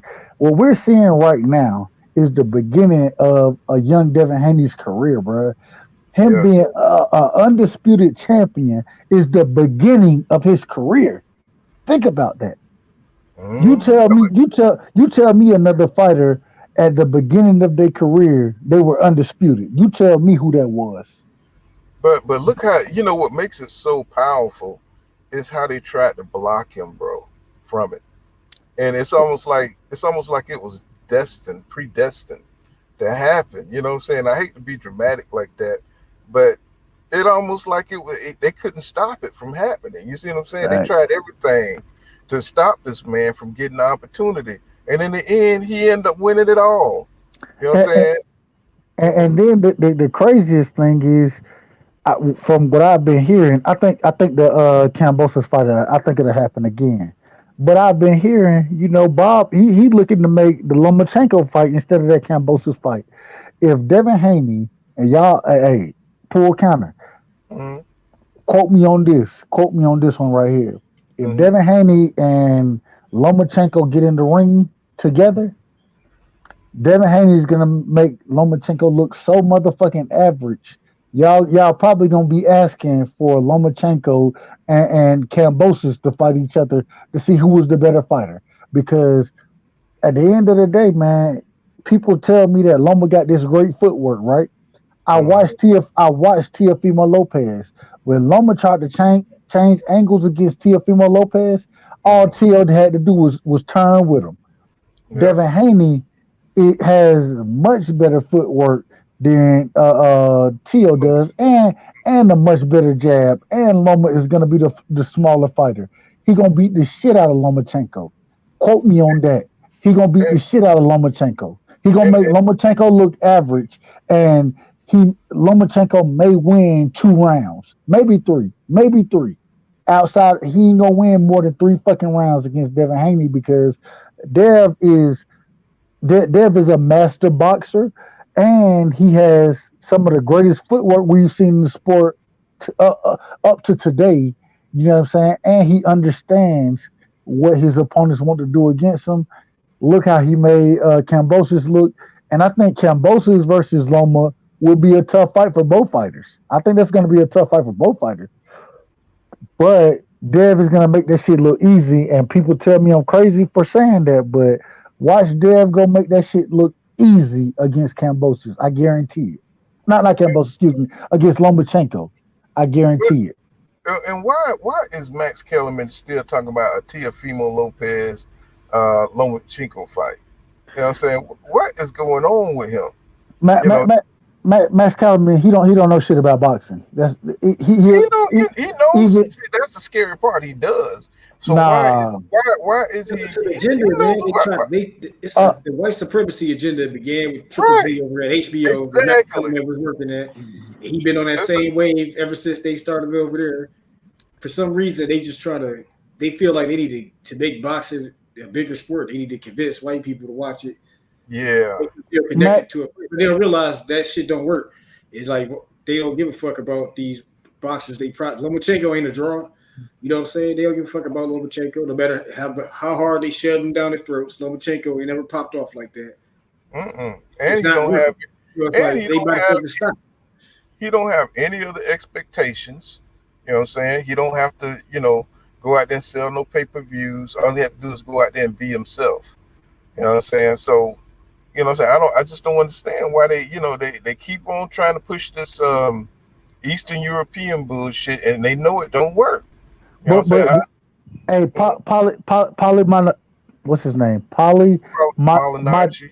you called it better than I can. I can't say his last name to save my life. He told you what was going on. He told you. He said that at this current moment in time, this isn't the era of the black fighter. It's the era of the Eastern European fighter. That's what he said. That's what he And wanted to be. no, I forget what he wanted to be. I'm just talking about what he said. And the Right. reason I say that is because we all understand that this man has no clue what he's talking about. And then for him to come out and say the things that he said about Devin Haney, and then with Dev going and becoming undisputed, I'm still waiting for this brother to come out and put a rebuttal out there and give Dev his credit. Have y'all heard that? I Oh don't yeah. pay attention to anything Paulie say. When he got his ass whooped by that MMA fighter in that bare knuckle fight, he lost all privileges to speak on boxing to me because it's like you lost to All an MMA credibility. fighter. You lost to an MMA fighter who sucked at MMA. Who was getting knocked out at MMA. Yeah. The bare hand, the bare, the bare hand boxing shit, and he lost Right. his own shit. I was like, wow, bro. Well, you lost to Wow. a bum, and you lost to some MMA fighter who was a bum in MMA. It's Yeah. like, I dude, mean, he's like, you Paulie, you see, trash, bro. It's like they gave him. He want to talk about Devin ain't a champion. Like you ain't a champion with your that fake ass WBA belt they gave you just so Edgy Broner could get it. and Like, he who do the you even beat for only. that belt? How do you even get that WBA belt? I don't And even see, know. he started out a wigger. You know what I'm saying? He wore micro braids and shit in the Right. fight. You know what I'm saying? You never see no nigga wear no micro braids and stuff. You know what I'm saying? It's like probably Molly Nige, he wanted to be black. You know what I'm saying? Him and Max Kellerman, now they Right. bitter, middle-aged men and shit. They couldn't make the Right. cut. You know what I'm saying? So, I mean, think about it. You know what I'm I saying? mean, I Kobe think, got his. I think when AJ Broder whooped his ass and fucked his girl at the same time, that drove him to the full white supremacist mode. He was like, "Fuck niggers, I Hey, hate you hey, all." and what Polly said? Polly said, "Hey, don't be talking about my side, bitch. Don't be talking about." and AP was wrong for that, man. That He man was put all hurt. That the man business out probably was there. hurt behind that. So yeah, Joe Turner. He says Max knows boxing, but they hate the fact that blacks dominate boxing. Yeah, and I saw on a tweet where somebody said something. I hate these monkeys taking over, and I forgot the rest of the tweet, but they be going in, man, on Twitter, man. You know what I'm saying, with some of this stuff, and you know what I'm saying, it's out there, man. The racism is still alive, bro. You know what I'm saying? It's they tired. They don't want to see blacks take over. You got Stevenson. He can get undisputed right there at 130. You got Fulton, and they feeling threatened. See, when they see imagery is powerful for white people, and let me tell y'all something, and they understand that. That's why they always keeping the black man name down. They always trying to make us the criminals. They're always trying to push these images, what I'm saying, in the media against us because that's the key to their genetic survival. And I know that. but but they tried to make Devin Haney a criminal. Yeah, They tried, or according to George Kambosos, like Kambosos said that, oh, this dude is a rat, or he want to be a thug, or he want no. Devin wasn't trying to do none of that shit. That's what you was trying to do, bruh. You right. was the rat. You was the thug in this situation, and then you got your ass exposed, bro. Like, stop the cap. Right, you know what I'm saying? But they're going to continue with these narratives, and they're going to get worse with social media, you know what I'm saying? Now they're trying to make black men gay. You know, they're trying to make us the face of the LGBT community, and, you know what I'm saying? They keep trying to put different things out there to keep our names jacked up, you know? So they don't want to see us. They didn't want to see Deontay Wilder, you know what I'm saying, as the heavyweight champion of the world, so they did what they had to do with that. I mean, you could just see it. You know, they plot to bring us down in every aspect of life. You know what I'm saying? You know, anything that's worth having, or anything that's worth being popular and stuff, they want to be the face of that. You know what I'm But saying? listen, the thing is, it's over with for them, and scratching and crawling, trying to hold on to what they used to have, but it's gone. It's done for. They got to though. That's what I'm So trying to get you to see. It's impossible. They cannot allow equality, because to allow equality means their ratification. they And don't I got a know choice. They lost their grip on the world. Like the no. Europe is falling and Do falling you apart. and I hate to say it, but do you see what this plague that just went by? What was it called? COVID-19. Yeah, You know what I'm saying? COVID-19. That's to keep. You know, that's the control. If they have to use biological warfare, it will happen. They will not allow minorities to take over this country. And I hope people, black people know that. You know what I'm saying? It's going to come a time, you know what I'm saying, they're not going to allow themselves to be breeded out. And, you know what I'm saying, that's just from a, well, what they do is they just like back to the day when they didn't like the Italians, like Paulie. His ancestors when they came over here, they weren't considered white. But when their numbers got low, they said, "All right, y'all can be white with us now." And they doing the same yeah, thing with the Hispanics yeah. now, where the Hispanics Well, can look at the say they white on Ukraine. the census to boost their Look at numbers up.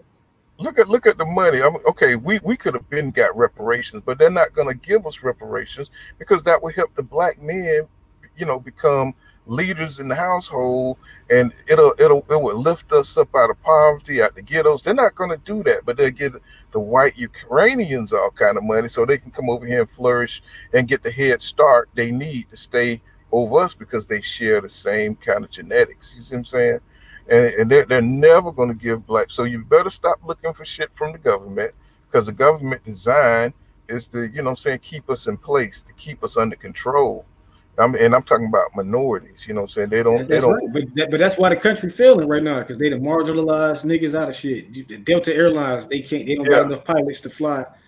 They don't can't nobody do shit in this country no more. They can't do because they marginalized the population and all they got is the spoiled inept uh, the white population that they propped up, and it's not. And now they behind the world and everything. America's last in everything in all the first world countries, last in right. math and science, last in everything, and it's because of the system of racism. But so they brought ruin to the country because of their racist ways, and it's irreversible at this point. They giving money to Ukraine because it's a scam. The politicians is running this racket with this military industrial complex. So they giving 40 billion to Ukraine so they could buy weapons from Lockheed Martin and Raytheon, and they own stocks in these companies, and they about to get a huge bag from that, and that's why they push to get this money out. So it's like Putin and all them niggas, they don't got shit to do with none of this. They don't give a fuck about what's happening over here. They just don't want them niggas at their border with the missile systems and shit and the NATO army and shit. So they like we coming into Ukraine to secure this area so y'all can't fuck our country up. So y'all can't impose your will upon our country, have us blocked off from the ocean and blocked off of our navy. Like they doing this shit from a strategic military standpoint to occupy the area to defend themselves from NATO. And it's only a matter of time before they take over Ukraine. They already took over 20% of the country. Ukraine's the biggest country in Europe. So it's not that's why it's taking so long. They acted like they getting their ass moved, but it's like they fighting a real war against a real country. This ain't no Iraq where you come in there and it's a bunch of dudes with fucking handmade bombs and shit. So it's like they got every country in the white supremacy army giving them weapons and shit. It just still out they still push it forward. So it's only a matter of time before they finish the Ukraine off, and Let's see. we might go to World War III because of this shit.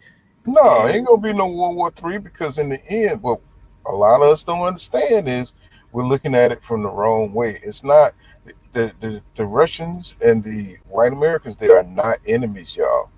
You know what I'm saying? Ukraine, they're making areas over there in case they have to biologically clean this country up with the minorities and stuff. You see COVID-19. Imagine if they can get all the white people over there on that side, go ahead and put that biology shit here, destroy everybody here so they can come back, you know what I'm saying, and have a damn nation of Right, white but people. the COVID-19 is what crippled the Western civilization, though. Like Because, I believe that was a Chinese bio attack on America right. because And see, and they're testing right now. They're testing it. If they could make a biological thing that where they could just destroy, you know what I'm saying, nothing but blacks and Mexicans and but they certain see people, they they never would. do that. They never do. They need black people to keep the country running because they need us Yeah, in that spot. but only a certain amount. They don't Right. want enough. They don't want enough to threaten the the mixing of the races because they talking about bills to ban interracial marriages and stuff now. They coming out really radical now because they're Well, afraid. that's the radical white supremacist group, which Right. they But want a but civil but war in what America right now. but what do you see in the Republican Party right now? That's how That's Hitler yeah, started. That's how right, Hitler started. He started from the fringe right, right? Then all of a sudden right. he became mainstream. Trump came from the fringe right. You know what I'm saying? Now he's mainstream. You Right, see but what I'm see saying? that Trump is a Russian spy. Like they own him, so they put. I was in the hotel before Trump got elected. I was talking to these guys. What these Russian guys was like, I bet you Trump win. You know what I'm saying? And this is before people took Trump serious as a candidate. So they knew Trump is a Russian asset. Vladimir Putin No, gave I a believe speech in front of the UN. He broke it down. He said racism is the culture of America. It's systematic. It's like this is the culture of America is racism, and we gonna use it against them. And that's what he did by getting Trump elected. but And that's see, why Biden is trying to press the war against Russia because of how the attack he did on America through Trump. To like if Trump would have reelected, they would have went into Ukraine and been done with that shit in 2 weeks. And Trump when they did shit, he wouldn't have sent no weapons over there. It wouldn't be all this hoopla to against it because the Russians has always been the enemy of America. We've been at war with them since 1960s when the Cold War, like when they tried to bring that base into Cuba, Kennedy was like, hold up, sent the army down there. Like we can't let y'all do this shit because of course you can't have Russian missile systems that close to American borders. So the Russians is the same way.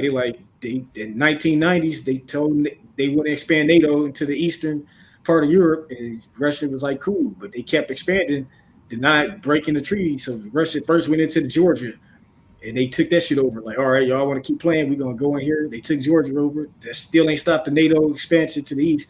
So they went in the Crimea. They had to take that over because that's where the sea they would have been blocked off from the Dead Sea if China if China would have, I mean, not China, but if NATO would have, if Crimea would have joined NATO, the Russia would have been, the Navy would have been completely cut off from the sea.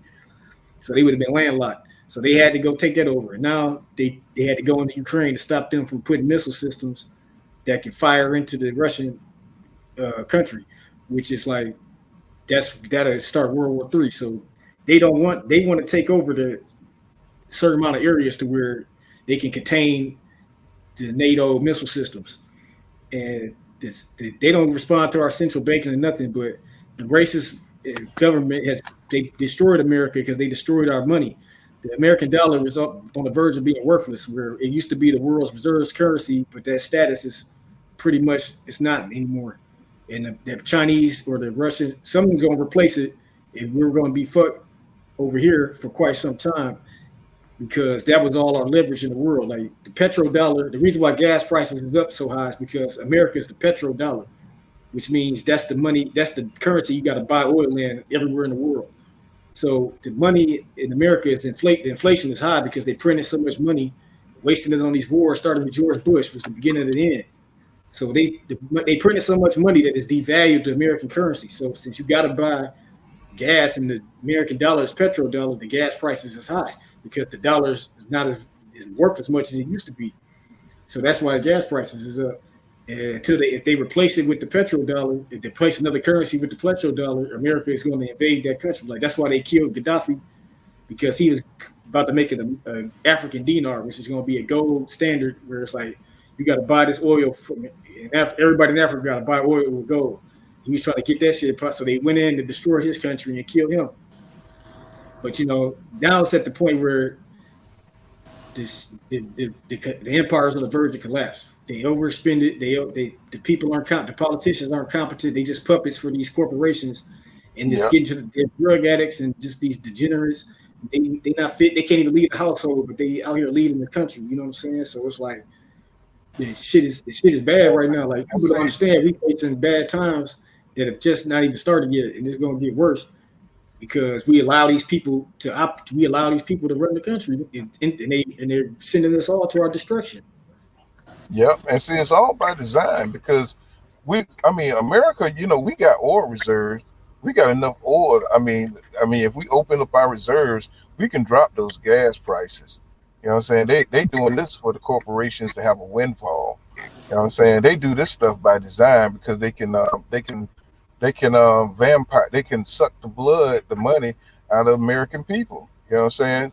If America opened up their shit, you know what I'm saying, it'll be enough, you know what I'm saying, to go around. But they're saving, they're gonna conserve, you know what I'm saying? Everything in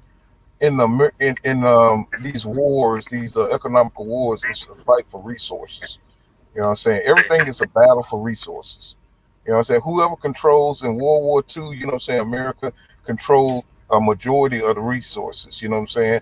It was a fight, you know what I'm saying, for the oil, fight for the resources in Africa. You know what I'm saying? Everybody's fighting for resources right now. And right now, America is not being competitive. You know what I'm saying? They're trying to control shit through politics, and they're trying to control shit through their relations with Russia. And this shit ain't working out for them, you know what I'm saying? Because we don't have the strong leaders that we used to have. You know what I'm saying? We got people, we got presidents in bed with the corporations. And I think FDR was like the last president, you know what I'm saying, to protect the American people from the corporations from taking over. Now we got a corporate government right now. You know, what you call them, oligarchies. Yeah, it's been that way for a long time. You got to look Right. up the difference between the Constitution of the United States and the Constitution for the United States.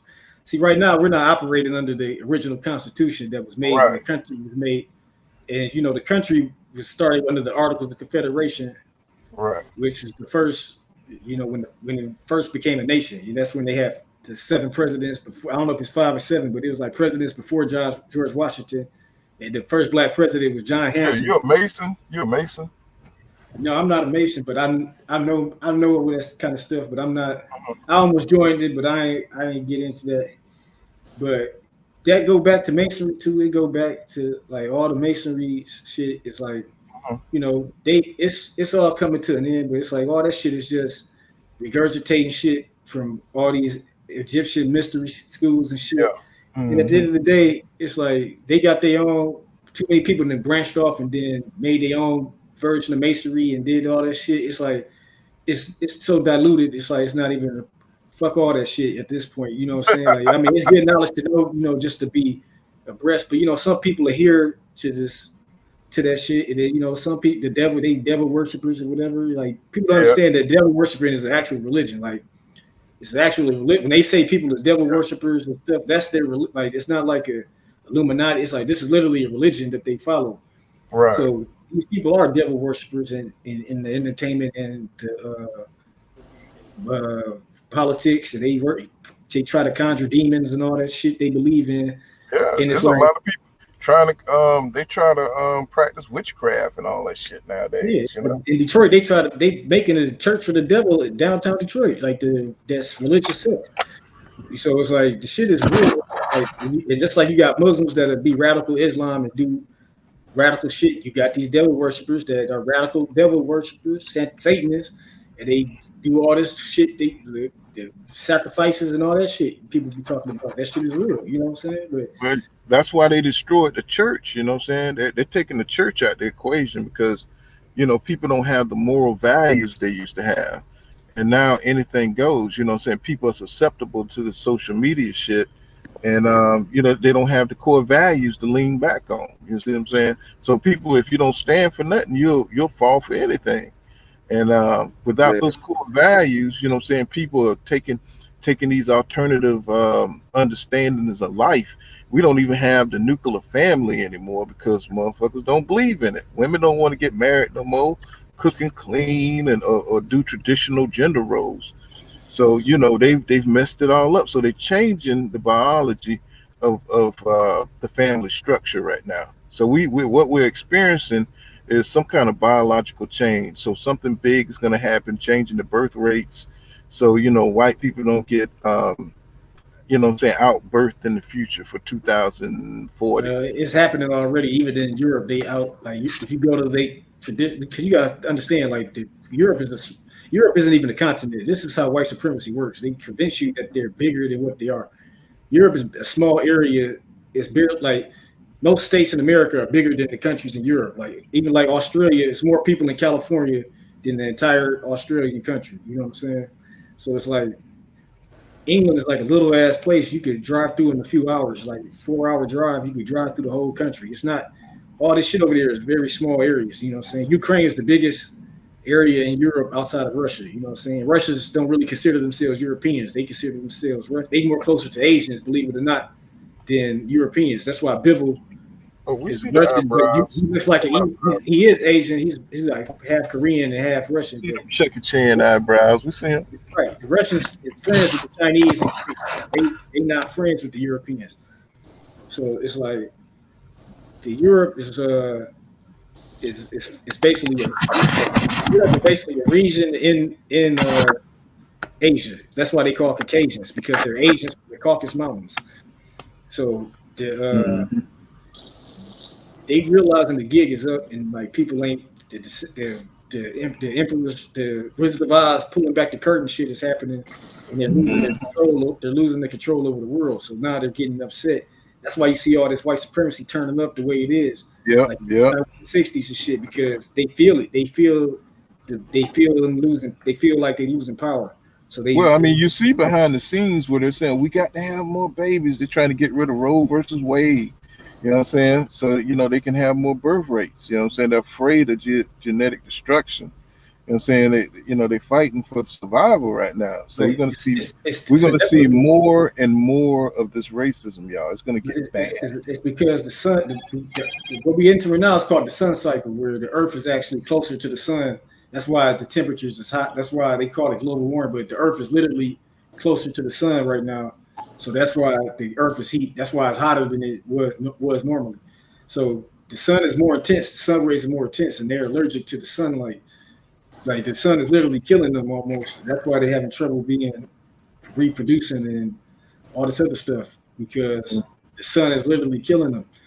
So the pressure is on like and then they got they always self-destructive. Like they created racism to stop themselves from fighting each other. You know what I'm saying? But it's inevitable because they always like the French Revolution happened because the 5% of the rich people had all the money and Yep, all the poor yep, people broke. So they was like, and that's the same thing that's happened in America. But they was like, we're gonna make y'all hate these niggas, so y'all ain't got to think about us. We make as long as they can feel like they better than somebody, they don't feel they allowing them to run off with all the money.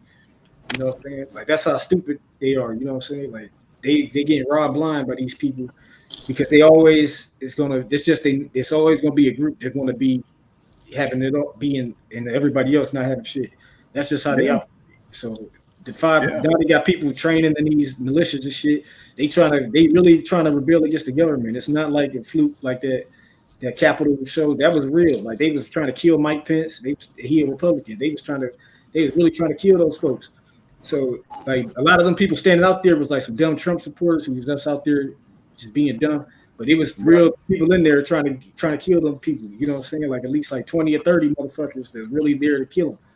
yeah, So the shit was real. It was a real coup, but because the white privilege is backfiring, they allowing people to have government coups and not routing these people out and destroying them. Like if this is a black insurrection, they would be going state to state, rounding all these niggas up in these organizations and shit. You know what I'm saying? but they See, but allow when these people to exist. But see, when you round people up around emotion, when you get people emotions riled up, you see these people they rather fascism now than they convince them that fascism is better than democracy because they feel like that blacks are taking over and the minorities are taking over. That's why they allow Fox News. You know what I'm saying? You need Fox News. You need a vehicle to get out that message to create that fear and stuff, you know what I'm saying, to move the people to do what they want. So they're mobilizing a lot of things around us. You know what I'm saying? The people better be aware, you know what I'm saying, what they're doing. You know, how can they allow Fox News to push this agenda, you know what I'm saying, this racist, fascist agenda? They caught Trump trying to do a coup. You know what I'm saying? Yet he's not behind bars, is he? You see what I'm Exactly. saying? He's not behind bars. They got the evidence. You know what I'm saying? And then they're trying to make it seem like they're going to do something about it. But no, that's their only hope. So they're going to keep him right there to keep the people, you know what I'm saying, all their people on alert. And that's why they have the Fox News to keep people angry. Right. That's why they got the propaganda. They got the leader. You know what I'm saying? People better wake up, man. You know what I'm saying? They're Like not going to do shit to Trump. You know like what I'm saying? They got their message, the way to get out to the people, and you know what I'm saying. It's going to be some rough times over this next 20 years, man. That's what I believe. You know what I'm saying? And they got black people divided. They got our women fighting against us. They got the feminism. You know what I'm saying? That's designed to separate. So they're attacking us on all kind of fronts. You know what I'm saying? What you think, Sosa? Of course, that was that thing right there was to separate the black man out of the family. Right there, because with the black man going out the family, that makes that interrupts our generation right there. That has more women on welfare. That means that they got to rely on the government without the black man present. And that right there comes the lost kids. And kids without fathers in the household growing up are more likely to be arrested, dead, or all that other stuff right there. So they trying to effectively shut us down right there. Mm-hmm. Effectively. Mm-hmm. Jonah Turner said America will be a third world country very soon because we denied the presence of God in our lives. Also, we allowed what's his homie what's that what's that home with the thing to be normal. Yeah, I see what you're saying. H to be normal. He's sodomy before. Homosexuality. Yeah, that shit Yeah, right yeah. there. I'm trying not to They say the push word. You know what I'm saying? man. I was trying not to say the They get word. narrative. That Certain shit like words you Sodom can't and say on Gomorrah. YouTube. You know what I'm saying? Certain words you can't say. You know, that shut you down. It says, Yeah, they've been remember pushing when that narrative forever. Biden signed a bill so no one can harm Chinese? Yeah, saying how many Chinese have killed cops in the last 75 years. You know what I'm saying? So, with social media, it just makes it easier to get all these kind of weird narratives. You remember that one narrative where they were saying that blacks were jumping on Chinese people, and they was trying to push to these. So they're trying to change laws. They're trying to make it normal to change laws, and they're trying to change, what I'm saying, the whole biology of the country. You know what I'm saying? And it's going to be scary to see them try to push policies to protect themselves for survival. And I know y'all don't believe this shit. If it can happen in Germany, y'all, it's showing you right there. History repeats itself over and Over over. there in China right now, they over there systematically killing off the weaker people right now in China. China always done that shit. China and They got a sixth of the world's population over there. yeah, China. You couldn't have more than what, one kid at one point in time. What was that leader under? I forgot what his name. Um, and it's been so damn long since I studied history. I'm a history buff, y'all. Um, but yeah, China always been, um, you know, with the humanity atrocities and shit. Y'all remember? Uh, I think it was Ming Square, Hu Ming Square. I think it was. So just a lot of shit, man. We'll chop it up on some more. We gotta get up early, and we're gonna wrap it up here. We'll be back. You know what I'm saying? You know what I'm saying? Same time tomorrow night, you know what I'm saying? Pool kind of boxing. Make sure you smash that like button and subscribe, you know what I'm saying? I'll see you guys tomorrow night, man. I got to hit the sack. And I appreciate everybody for coming through. Thank you for the cash apps, you know what I'm saying? And see you guys, you know what I'm saying? Mayana, you know what I'm saying? Peace out, y'all. You know, All right, see you peace. next. All right, y'all. Bye. Mm.